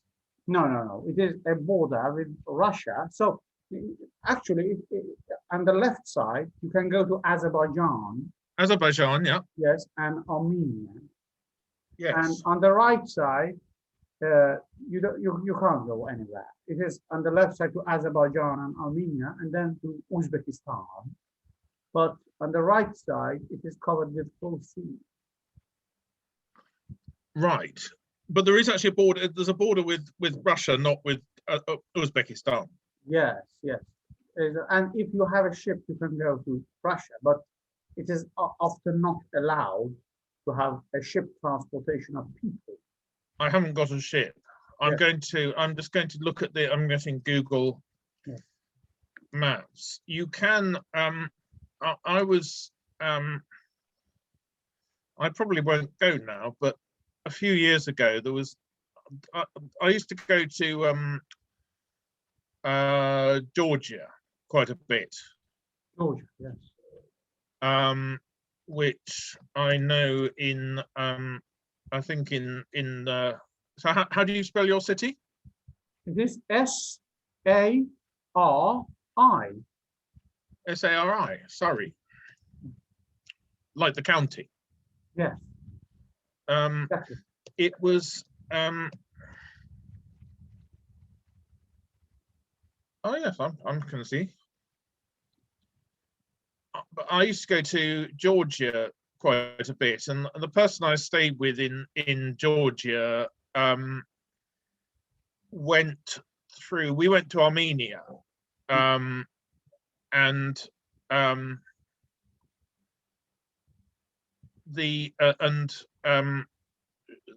didn't go. There's a fair number of sort of visitors from Iran in Armenia. Yeah. I think because you can drink there and go to the casino and that sort of thing. Exactly. That is the main reason. And when I went to Bulgaria, right? I went to Bulgaria a year ago, 2 years ago, when the coronavirus was not there, right? Yes. Yeah, I had an Iranian chat with myself. My wife and I, his wife and he. He preferred to stay in the hotel and he did not go to the seaside. I said, why? You have come here to visit different places. He said, I want to drink in my hotel. Yes. Yes, they gain a sort of freedom by going abroad. And that freedom is by drinking and dancing and being happy. This is the kind of freedom that you may not see in Iranian cities. Drinking. Yes. She went to. I don't think I've got it actually, but I was looking at. I ought to have looked at. Well, I've got it somewhere, but this the person I used to stay with in Georgia. She was originally a friend of my mother's, and she is no longer with us now as of last December. I'm never quite sure how old she was, but you know, she must have been, you know, well into her 80s. Yeah. But she travelled a lot, and she got this apartment in Tbilisi in Tiflis. Yeah. And so we travelled down into Armenia, but she went I mean, she'd been to Iran before. Yeah. But she did this sort of expedition at a time when I wasn't there. Down through Armenia to Tabriz. Yeah. Tabriz, yeah. And there's a Georgian community. There's a bit of a Georgian community in Tabriz, I think. Yeah. And it always amuses me that in that region, the Caucasus, you've got three big countries, so Russia, Turkey, Iran. Yeah. And three small countries, And Georgia, Armenia, Azerbaijan. and the only country that's got entirely normal diplomatic relations with all the others is Iran. Yes, exactly. And this person I stayed with in Tbilisi, she got to know some of the Iranian diplomats there, and she had a neighbor who did these sort of watercolors, sort of Oriental, a Georgian neighbor who did these sort of watercolors of Oriental scenes. And she published this book, you know, sort of self-published a book of the neighbor's illustrations of Orient, and then Persian calligraphy and poems on the on Farsi poems on the other page, and the old sort of Persian calligraphy. So it was a beautiful thing. And as I say, I've got copies somewhere, but I'm not there. I'd have to go and find them. Have you ever been to Isfahan or Shiraz in Iran? I've never been to Iran at all. Yes, but if you ever want to come to Iran, you should visit Shiraz. I'd love to. Yes, Shiraz. It is a beautiful city full of historical monuments before Islam, and the people who feel nostalgic go and visit Persepolis there. It relates to the time when Cyrus the Great ruled in Iran, and it reminds us of the great glory and triumph that Iran once had in the past. But these days, the Iranians go to other countries, to Armenia, to Azerbaijan, to Turkey. The people in Tabriz find a close relationship with the people of Turkey because they speak Turkish. The people of Tabriz, their main language is Turkish, not Persian. And they can go to Turkey easily and understand the people of Istanbul very easily. But the most important point about that trip is finding the liberty in foreign countries that they can't have in their own country. That is the main reason that they go abroad. And as I said, one of my friends stayed in the hotel to only drink and dance. He cannot do this. And of course, we assume we have liberty in the UK, but there will well be a time when we may go to other countries because we no longer have liberty in the UK. Yeah. So, in what aspect are you referring to that? Sorry. Where are you at the moment? Where are you from? Where are you speaking from? He's in Iran. You're in Iran at the moment. Yeah. Wow. Exactly. That's what I thought. Wow. And wow. The Eccentric Club are coming from Iran. That's brilliant. Thank you. That's brilliant. So, You're a brilliant storyteller, and thank you. You really are. And I mean, I don't know much about storytelling from Persia, Iran, whichever. I'm not sure. My friend who's Persian. Well, she calls herself half Persian. She calls herself Persian rather than Iranian. I think there is a strong tradition of storytelling from Iran. yeah. And it's beautiful. I'm just listening to you and your use of language and how you say words. It's just beautiful. It's so rich. And I was just thinking, wow, you know, most British storytellers are really boring. They kill the story that they're killing the tradition of storytelling because they're so boring. You are fantastic. I just love listening to you. Thank you. So I'm so pleased you're coming from, you're sitting in Iran at the moment, a part of the Eccentric Club. That's wow. Yes, the Eccentric Club. Yes, because I studied English literature in Iran. We the students who study English literature read a lot about the Eccentric Club. In the Northern Anthology of English literature, there are many great references to the Eccentric Club. And we have a society here called the Anglophile Society. The people who are interested in British culture join and talk about British things. For example, the 19th century, the 18th century. Wow, a women? Yes, women, yes. Are women part of it? Yes, women can. Are women? Yes, in our department, in our English department, there are 2 men and 2 women. One of the men is me, and 2 women. Oh. So women are allowed to take part, but they are not allowed to expose their hair in offices, right? But they are allowed to have jobs. Right. Yeah. We have our own issues over here in the UK where women aren't allowed to expose certain things. Yeah.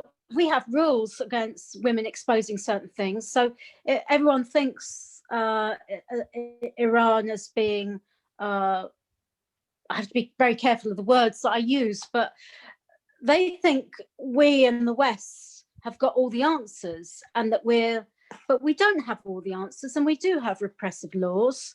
Yeah. And for women, we have repressive laws that certain things are illegal for women to do that aren't illegal for men to do.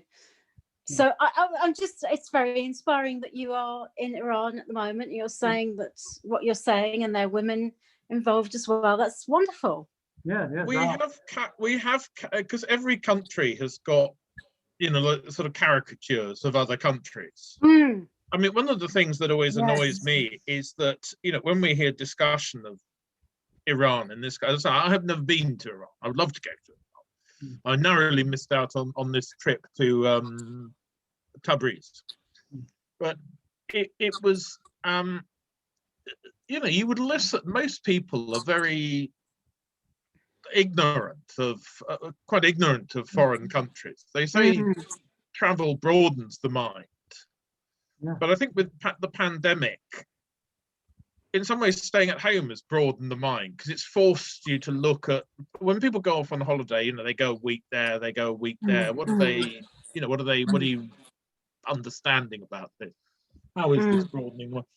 And a lot of the coverage in the press here about a country like Iran, you know, you would think Iran was like a, you know, sort of backwater. You know, this is a sort of insignificant place with sort of religious plea. This is a country of, I can't remember now, is it 70 million people, 60, 70 million people in Iran, which is very economically powerful and very sophisticated. And doesn't it make you think that doesn't come across to people?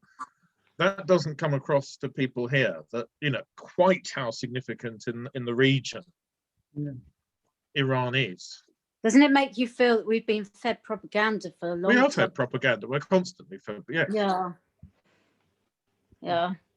Makes me very angry.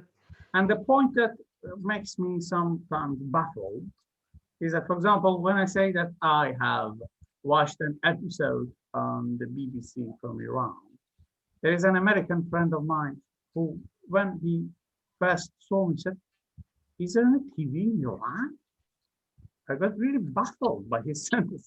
And he thought that the Iranian people do not have TVs. But why do we have TVs and can see the foreign channels from here? I can see BBC channels, the CNN channels from here.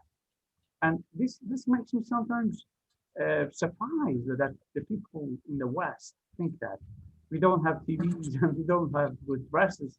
Well, Yeah. it's not true. We study English literature. Yeah. We are studying British Oh, studies. You have British studies. It is a subject here. You have American studies, and we can watch TV. We can have a lot. But what makes the people of the West think that the Iranian people are not civilized is that they do not live in the same way as the Western people. They do not live the same way. Of course, the society is divided. Some people follow the Western passion, follow the Western life, and some people tend to have religious life. Because a divide, you can see division between the Iranian society, and even in the choice of names, the people who are religious choose Arab names, and the people who are not religious choose Iranian traditional. You can see this division growing even more and more. But the idea and the view that the people of the West have over Iran is sometimes, to some extent, semi-wrong. It is not right at all the time. But if you travel to Iran, you can have a better sense, especially by traveling to Tabriz, Isfahan, and Shiraz. And we have a wine called after Shiraz. Shiraz, which is yes, this is. Yes, this is where the wine is still made, but in a hidden fashion, not so explicit. oh, this is so inspiring. Yes. We're coming. Oh. Yeah, I'm packing my bags. You should But come. equally, you see, you would have. I mean, one of the things that we have to try and, I think when people have this impression of you have your Anglophile society, Yeah. of people, who love Britain and British culture, and we have to sort of fight a bit of a battle that there are sort of stereotypes of Britishness and Englishness and those, and often people are in love with with something which is historic, essentially, which is not it's not a bad thing to be in love with old stuff. But we have this. I mean, we've got this. When you have the division between the sort of the religious people and the more sort of outward-looking people. I mean, we've had this battle really over what we call our Brexit, which is absolutely. It's been a cultural, split down the middle, and we've got our equivalent of the sort of ultra. It's the sort of like the sort of patriotism is the sort of ultra religion. People who just sort of want to turn their backs on the modern world to some extent and be draw into a sort of idea of Englishness, and it is Englishness that doesn't really exist. Well, it does exist. I mean, it exists because they believe in it. So I mean, but it's a sort of phony, and the division. I mean, we've got 4 different countries on these at least 4 different on these islands, and they don't really understand each other. There's less understanding now between sort of England and Scotland than there has been in my lifetime. Most English people never go to Scotland. Most English people have never been to Scotland. I think that's a fact, isn't it? I mean, an enormous number of English people who will never have been to Scotland. Quite a lot of Scottish people who've never been to England, but And in Iran, in the Anglophile society here, people think this is the stance of the empire. They think that the unity of England, Scotland, Wales, and Northern Ireland is a message that the empire is still ongoing, that can and may return, may still return in a different fashion, in a different form.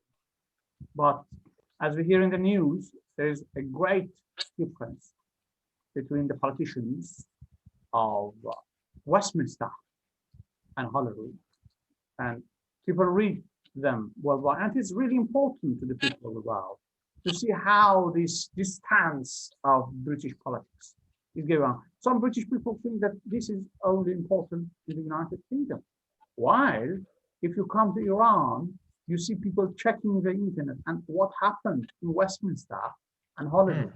What is the Queen's stance on this? They say, what can the Queen say? I remember in 2016 when somebody was in the taxi, was in the cab. I was going to my work with the cab, and somebody said, "Oh, is the Queen silent on this?" I was really surprised to see somebody, a common man who is going to work. Everybody's common. I was a common man. He was a common man. A common man who has not studied English is talking about the Queen's stance on Scottish and British politics. And when the referendum turned out and the people favored to stand in the United Kingdom, there were many Anglophiles who said this was a victory for British politicians. So now the matter is turning back, and the fight is turning back. And I can remember having a dream, and in my dream I had Queen Victoria talking about the current Scottish politics. That was it means that my mind was conquered with British politics at that time. But this is an important matter worldwide. It is not only discussed in Britain, it is discussed among the people who know Britain as an important country. It's also because it's also I know Iran was never a colony, but I know there is a historically problematic relationship between Britain and Iran, particularly mid 20th century, 1940s, 1950s. Yeah. So there is a slightly difficult history here, and in sort of in Shah times. Yeah. And of course the first in a way from British history, I'm sure it was, but the oldest colony in a way is right on our doorstep. It's next door. It's like the other island. Yeah. Ireland. And the post-colonial relationship. I mean, we are this year the 100th anniversary of the creation. I think it's 100th anniversary of the creation of the Free State and the division of Ireland into Northern Ireland, and that's a relationship that has taken 100 years to work through. Yeah. And to a sort of post. And when in Ireland, in the late 90s, there was signed this thing called the Good Friday Agreement, which was the sort of peace treaty of Northern Ireland. Yeah. Peace treaty. And the Irish politicians, the Irish Republic politicians, traditionally, it was in the constitution of the Republic that they should aspire to unity, to united Ireland. And I think they've actually written that out of the constitution. And the politicians in the Republic said, once you've got this Good Friday Agreement, basically just don't do anything for 50 years. Just let it work through. Just don't do anything to upset, just sort of leave it. Don't agitate for united. Just, it's going to take 50 years to heal this. And of course, then along come the English, who are not, you might get the impression I'm not wild about the English. Along come the English with their Brexit, who don't understand Ireland, aren't interested in Ireland, and have effectively in some ways, sabotage this because they're not interested. Yes, they're not interested. And it's that relationship between Britain and specifically England and Ireland. It's it's the oldest post-colonial relationship, and it needs very, very delicate. Because you don't, if you're the I'm not the oppressor, but if there was a great, as an English literature professor, you'll know Shakespeare sequels don't tend to work very well. But I went to a play probably about 10 years ago now, and it's like a sequel to Macbeth, and it's a sort of allegory of Afghanistan. So Lady Macbeth is not dead. She survived. She's in the play. She's called Gruach, which is she's thought to be Macbeth, or the Gaelic name Gruach, and she's running the insurgency against the English invaders. Malcolm in Macbeth is like sort of Hamid Karzai. He's sort of he's sort of been put in charge, but Seward is kind of Tony Blair, who wants to bring democracy to 11th century Scotland. Yes. And there are some great speeches in this play. So they tend to be either Malcolm or Gruach, but the final speech, she's standing there. The Tony Blair character has her son has been killed. Yeah. And Tony Blair, the sort of Tony Blair kind of character, brings the bits of her son in a sack. Yeah. And says, well, I thought the least I could do to you was, something. I thought I could bring him.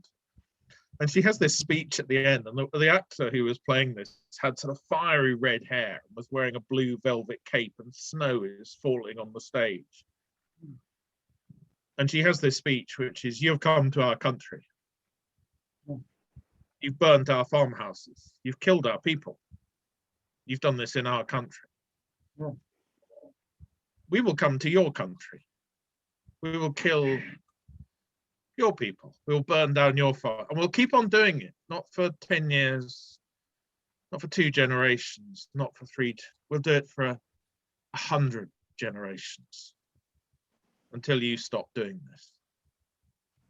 And anybody with, there's there's a British TV, it's got an old TV series now. It was the Dad's Army, which about these old men who were going to sort of resist Nazi invasion.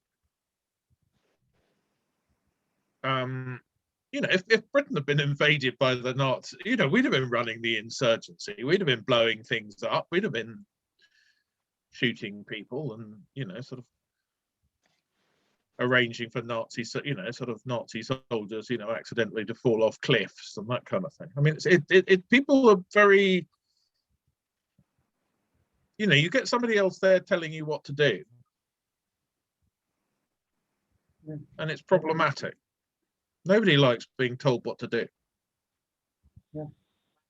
So so you think that is the point in Scottish politics?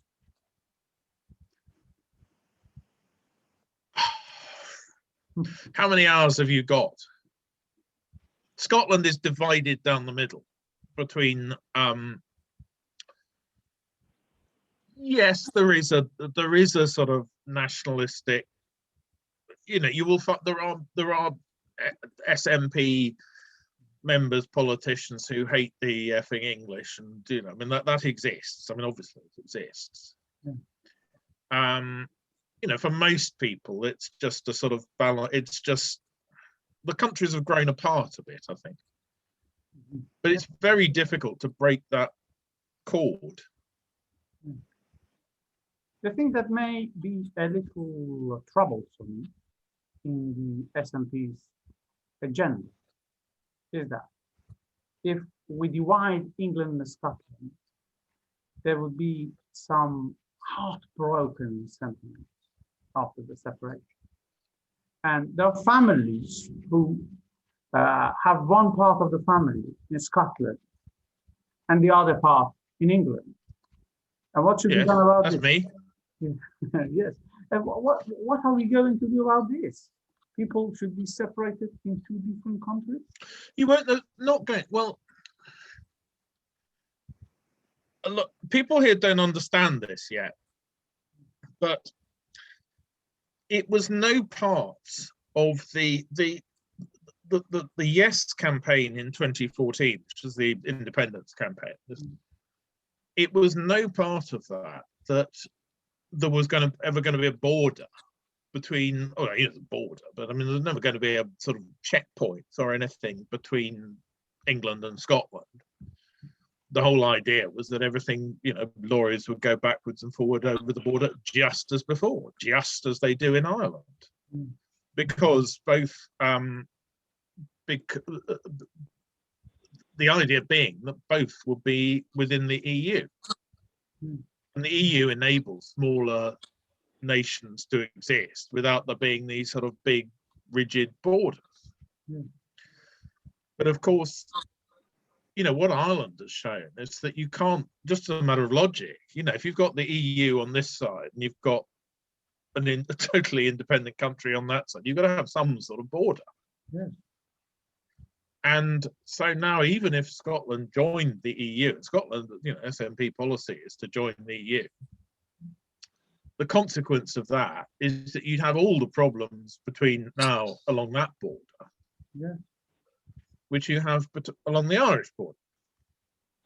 Now, the Brexit politicians said there isn't a problem in Ireland. Everything's going to be exactly the same as it was before. You're making this up. There is no problem, which was obviously wrong and very probably a lie.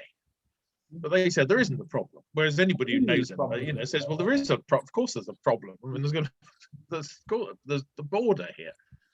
But that's created. I mean, Brexit has created a potential similar problem between England and Scotland. Don't you think this is a very old conversation, though? And what's more important at the moment is whether national identities are being eroded to head towards global communism, and what part does COVID play in this? I'm very curious as to what's happening in Iran and what the message in the media of Iran is at the moment, because what happened in the last year? What happened globally in the last year to make all these kind of conversations almost redundant? Is there global communism sweeping? Well, sorry, the globe. And what part does COVID play, and the propaganda, and what is happening on the global stage? So Brexit is almost like, so what anymore? Because what else is happening on the global stage at the moment? The Iranian. And what's happening in Iran? What's happening in Iran? Yes, I have just heard Peter make a comparison between the Iranian religious sentiment and Brexit. But while here in Iran, it is not viewed in the same sphere. In Iran, the people think that Britain has got Brexit, but because they have a large background among themselves. Why? They have a large background where Britain can stand up and say, look, I am one of the richest countries in the world, right? The people in Iran think so of Britain. They always think that Britain can find a solution for diplomatic problems. While in Iran, people are being suppressed by the sanctions of the United States.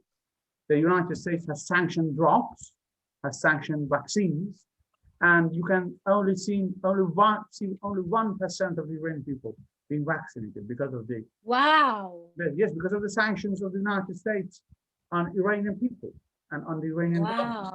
They feel that they are being pressed by the United States government, by the government of the United States, and that people cannot find special drugs, they cannot find special vaccines, and they feel to some extent secluded from the world, not because they Yeah. want the seclusion. They think they are being pressed between the intentions of the Iranian and the US government, and they cannot do anything. The people are suppressed because they cannot find the vaccines to vaccinate themselves. They cannot find the drugs for special diseases. And this is the thing. And the people just want to find a way to escape from this tension. They're wearied of the wars. They're wearied of the arguments. They're not so much very political. They're moving away from the politics. They say, look, we want to be relaxed. We want to have freedom. We want to live just like normal people, just like normal people in Dubai, in Kuwait, in, let me say, Malaysia. They compare themselves and they say, what's wrong with us? Why can't we have the freedom and the liberty? And why can't we be vaccinated? Why is the United States government pressing the people? How is it related to the normal people of Iran? They ask these questions and are baffled when they cannot find any answer to these problems. I don't know what to say to that. Wow. So you're saying only 1% of the Iranian population have been vaccinated? Maybe even less than 1%. Wow. Yes. Because over here, there are a lot of people who are worried about being forced vaccination. Yeah. So over here, there's a real fear that people are going to be forced to be vaccinated. Yeah. And yeah. It's, the people here want to be vaccinated, but they cannot. It's crazy. Yes. I've no idea what's going on then. I don't think we're going to be. I mean, I can't. I think. I mean, some people maybe. I mean, I think there's now talk of forcing people in care homes who work in care homes to be vaccinated. I mean, I've certainly come across people who've said it's your national duty to be vaccinated. Yes. Yes. Which I think I probably kind of agree with. I'll have an argument about it, but I kind of think it is. And when we had some news in the United States, in our home, I had a friend who was with me at that time, right?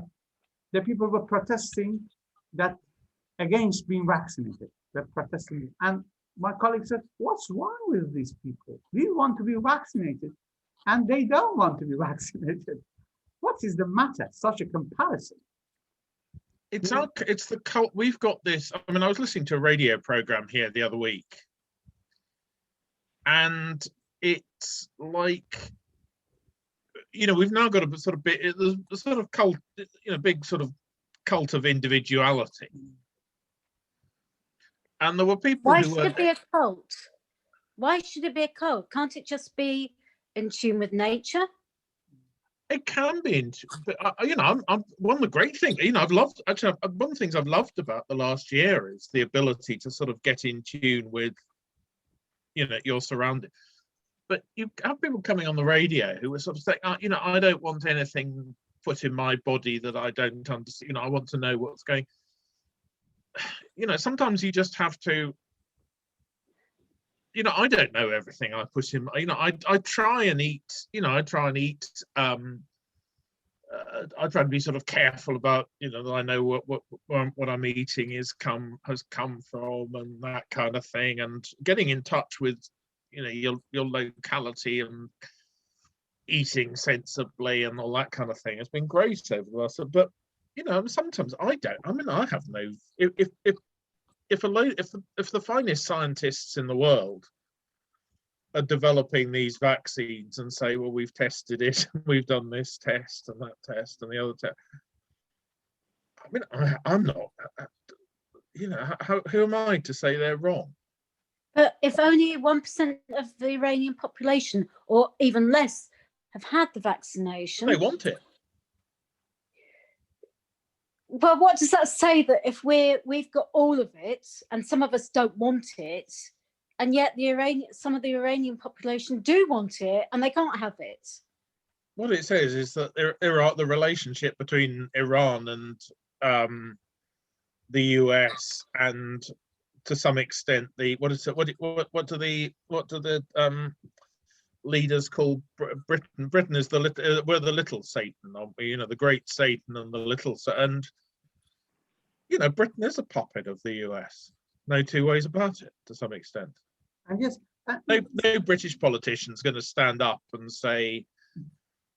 No British politician's going to stand up and say, America's behaving disgracefully and people in Iran are not getting this vaccine. Yeah. I haven't seen any British politicians standing up and saying that. People are comparing the time of the British Empire and the time that United States and Russia are superpower. They're asking whether they had the same issues in the British Empire. They said, look, at least Britain did not do these things to us. People are dying, and the United States is refusing to allow us to have vaccines. People are being killed because of political arguments, they ask. And is this potato famine in Ireland? Yeah. What? Potato famine in Ireland, British. Yeah. So, are there any people in Iran though that believe that actually COVID is just flu? no, to be honest, no, because for example, 3 of my colleagues died this year, right? And how old were they? They were between 40 to 50 years old, right? Right. Okay. And they have come to the conclusion now that this disease is really dangerous, more dangerous than the flu. So they should be careful. And even, Right. yes, they don't take their cars to the seaside because they think if they go out, their families might be in danger. And this kind of a skepticism that we see in the West is less felt in the East. In the Oriental world, the people have come to understand that this is a real disease and they should consider to be more careful than before. And this kind of skepticism makes the people of the East really surprised. So we are seeing the people dying because of this disease. And as I said, 3 of our colleagues in Fahrenheit University, they have died. They have seen their friend dying, and this is painful. And this pain makes them realize that they are responsible for their behavior. And I think I'm with the people of the East on this. And some of what I hear from the people in the West is a bit, to me, is a bit self-indulgent. They sometimes humorously say, if you don't want the vaccines, give it to us. We want to use it. Why don't you give it to us, the vaccine that you don't want to use? The crazy thing is if it really was serious, at the moment, we have double standards in that certain things are closed, which is anything to do with fun, but anything to do with normal living, such as family life, is fully functioning. So all the children are all mixing. They're all having wonderful times, all the young children. The parents go out to work, so the children put their children in childcare. So the children are all mixing and then going back with their families. Families are mixing. But what is taboo over here at the moment is anything to do with fun.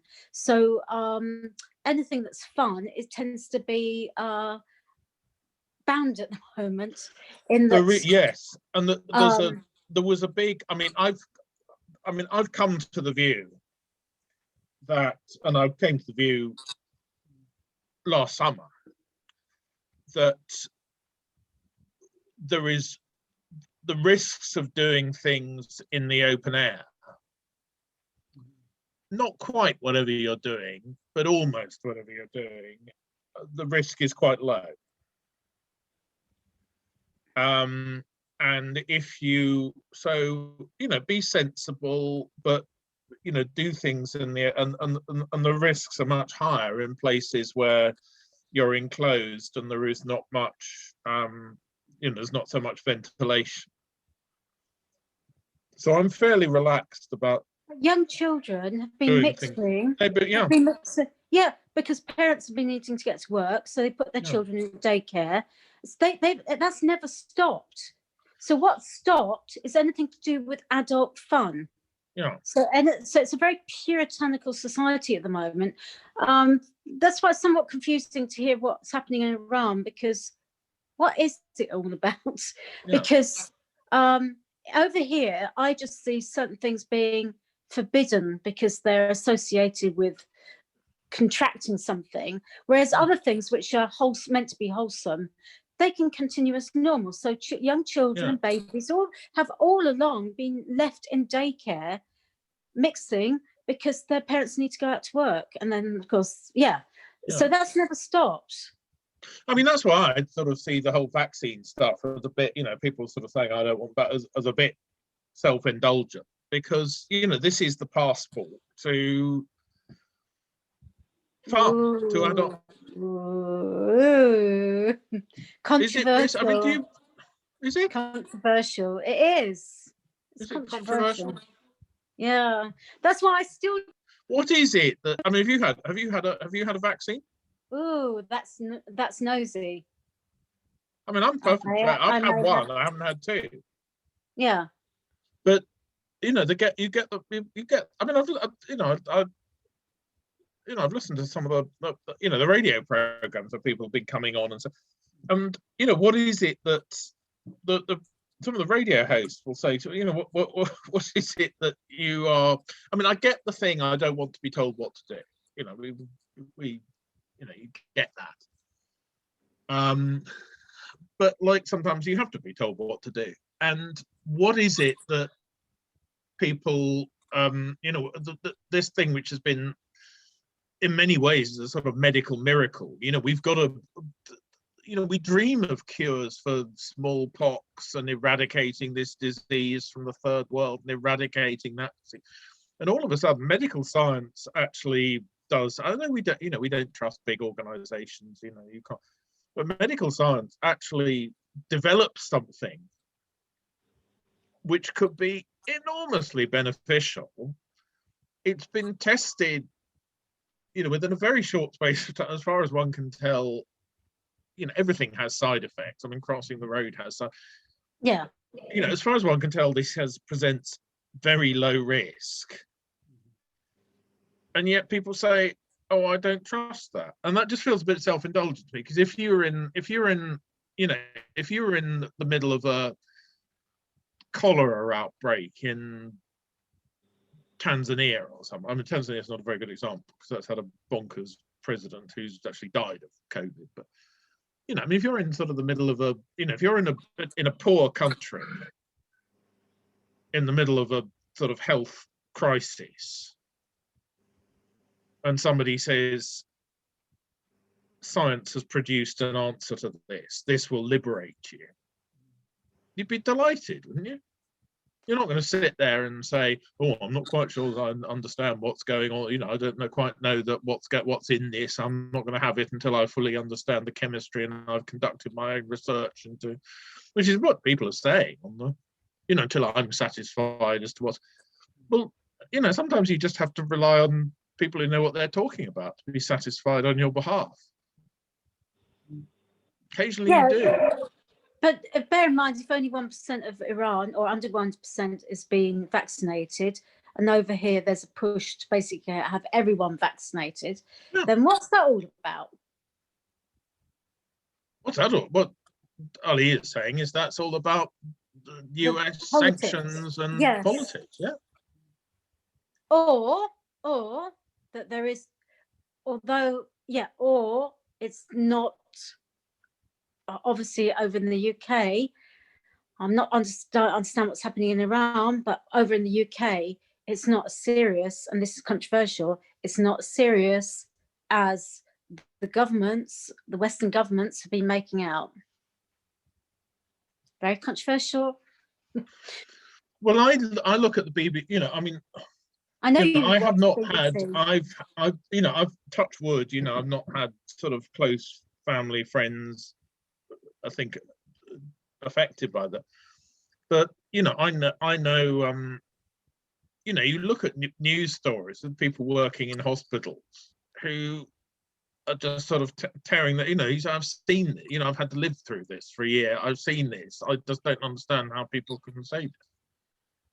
Well, I who are know very people, upset, who are genuinely very upset by that kind of. I've known people who've lost their businesses, their money, Oh yes, their yeah, lives, their yes, lives through lockdown. yes, yeah, and that's yes.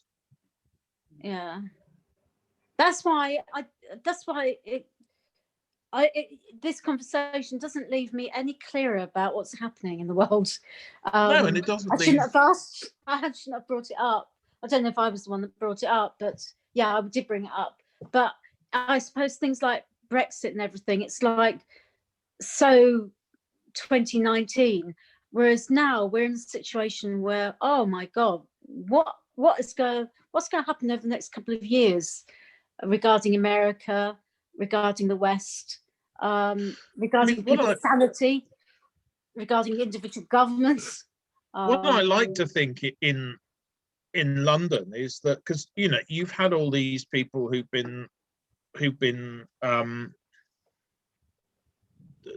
saying that everybody's going to be working from home for forever and nobody's going to go back into the center of city. I don't believe that, because in the cities, it was like, after London after the war, it was all bomb sites, but people sort of, people gravitate back towards human reaction and cities. But I just like, from a personal point of view, I'd like to sort of feel more in touch with, just sort of slowing down and thinking about things more, and thinking about a bit more about where you, this is, I'm not allowed to do this in Iran, but how do you know? We've got, you know? I'm not officially allowed to do it, to drink beer, but I don't think I am I? I'm not allowed to drink beer in Iraq, but I started when shops closed. I started buying beer from small brewer who was just starting. Sort of, very small people who are just starting up small brewer and buying by mail order. Moonshine. Well, it's not, it's legal, but it's the sort of small craft breweries, not, but and supporting people sort of, those small businesses who are doing things at very, very high quality. And that kind of thing, getting in touch with sort of eating less and drinking less, but doing it better, and taking, I've cooked for myself far more over the last year than I had for the previous previous sort of and this, we would not have been doing this 2 years ago. This time last week I was on a virtual beer tasting with some brewers in Estonia, and I had a Zoom call at the same time with all various friends in southwest London. So we had two things going. We had the talk from the brewers in Estonia and the Zoom call with all these friends. Tonight we're in Iran. How do we, and some of the, I've got various friends who put on, in normal circumstances, they'll organize talk events about London history in person. So there's a friend of mine who does a thing called London Month of the Dead, which is all about sort of cemeteries and everything to do with death in London. You need to do you know about London Month of the Dead? It'll be right up your street. Catherine Arnold. This is, but the London Month of the Dead, Google it. It'll be right up your street. Oh, I love the Victorian cemeteries. Yeah. Well, I'll send you the London Month, and it's going on at the moment. But these people have been doing, they've been moving talks online. And we had a talk the other night about Charlie Chaplin and his origins in Lambeth. Charlie Chaplin's origins in Lambeth, Kennington, around the Walworth. Yes. And then at the end of the talk, Stephen said, should we go back to the library, the Westminster Reference, where these talks normally happen? And all the people in London who said, yes, we want to go back to the library, where we can have the talk about Charlie Chaplin and drink gin. We drink London gin. Yeah. And all the people in the States and Iran, we haven't yet. Actually, they'd be very pleased to have somebody watching from Iran. That would be a. But everybody else said no. We want to keep it on Zoom, on Zoom. Well, So it's been. it's You know, so interesting because we don't know anything about Iranian actors. Are there such thing as Iranian actors? Yes, there are. We don't. There are prominent Iranian actors in Iran and Iranian cinema. And the Iranian Oh. cinema, yes, it is an industry. Yeah. It is an See, industry. we don't, because like in a way, lockdown, global lockdown, whatever it's been, Zoom, crossing over to the internet, does have its plus side in that I wouldn't be speaking to somebody from Iran at the moment. exactly. Yeah. Although my friend she calls herself Persian, although she's never really explored that side of her, and she's definitely never visited Iran. So it's wonderful to be speaking to somebody from Iran, Yeah. because the only messages we get about Iran at the moment are sort of medieval kind of Iran, which is awful. And Africa, I mean, in the past, the only messages we've got about Africa have been really bad. I follow a lot of we have very stereotypical views. We're fed very stereotypical views of nations, of states, that our governments, our institutionalists want us to believe. So thank you very much. It's been wonderful this evening. I'm sorry I haven't been able to contribute much. No, it's massive. It's I think it's been it's fantastic that this is a there's a friend of mine who's he was supposed to be getting married in Greece at the end of next month, and I've just had an email today saying whether I was going to go to Greece. I don't know, but he's just said, and we've decided to put it off, and we're sort of devastated. And I said, just a thought. I mean, you might not like this idea, but at the moment when the wedding was going to take place, why don't you encourage everybody who is going to go to raise a glass to you? They drink whatever that is they drink. It's something they associate with you. Oh. They take a photo of that and send you a caption, and then you make an album. And in 70 years' time, you show your great-grandchildren all these photos of these people not at your wedding, and it's a story. Last year we did the day we didn't. Some friends of mine and I did the day we didn't go. We call it the day we didn't go to Cornwall, because we were in London, and we walked along the river. We went to the oldest, I think in I don't know the Farsi word, but it's a plane tree, platan tree, and this is the oldest plane tree one of the oldest plane trees in London. So we visited that. We went to this was Rick Stein's restaurant in Barnes on the river. So we ate lobster as if we were in Cornwall. Then we walked to a friend of ours who has a beer shop, and he'd just come back from Cornwall. So he had these cans of beer from Cornwall. And we sat on the pavement watching the cars go by. Just as in Cornwall, you'd sit there watching the boats go by. Except this was on the South Circular. So we were watching the cars and the lorries go. And it was like the day we didn't go to, so we call it the day we didn't go to Cornwall. Lovely. And it's one of the most memorable days of last year, the day we didn't go to Cornwall. Lovely. So this is like, lovely. This is like we make friendships out of yeah. Out of I think I have to leave you because it is 1 o'clock. Yeah, in Iran. It's Ah, been a real privilege. Thank you Yeah. very much Thank you indeed. very much. And this is the sleeping time because I have to go to work tomorrow. Saturday and Sundays are working days here. Yeah. Will you be coming back to the Eccentric Club? Indeed, indeed. It would be a great Good. pleasure. and can we be in touch with you? Can we stay in? Indeed, indeed. I think we can have friendship requests on Facebook.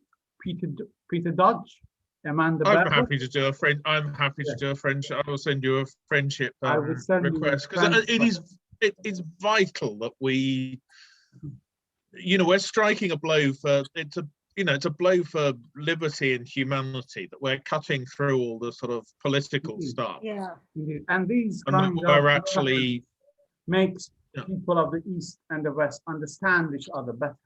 Yeah. And prevent Yes. wars between people. And we can Yes. toward peace. Thank you very much. Amanda has just Yes. left, but Thank I you have to very Yeah. much. I you have just to come leave. back in Thank time you. to create world Thank you very peace. much. Thank you. Have Thank a you good night. so much. Goodbye. Goodbye. Goodbye. Goodbye. Okay.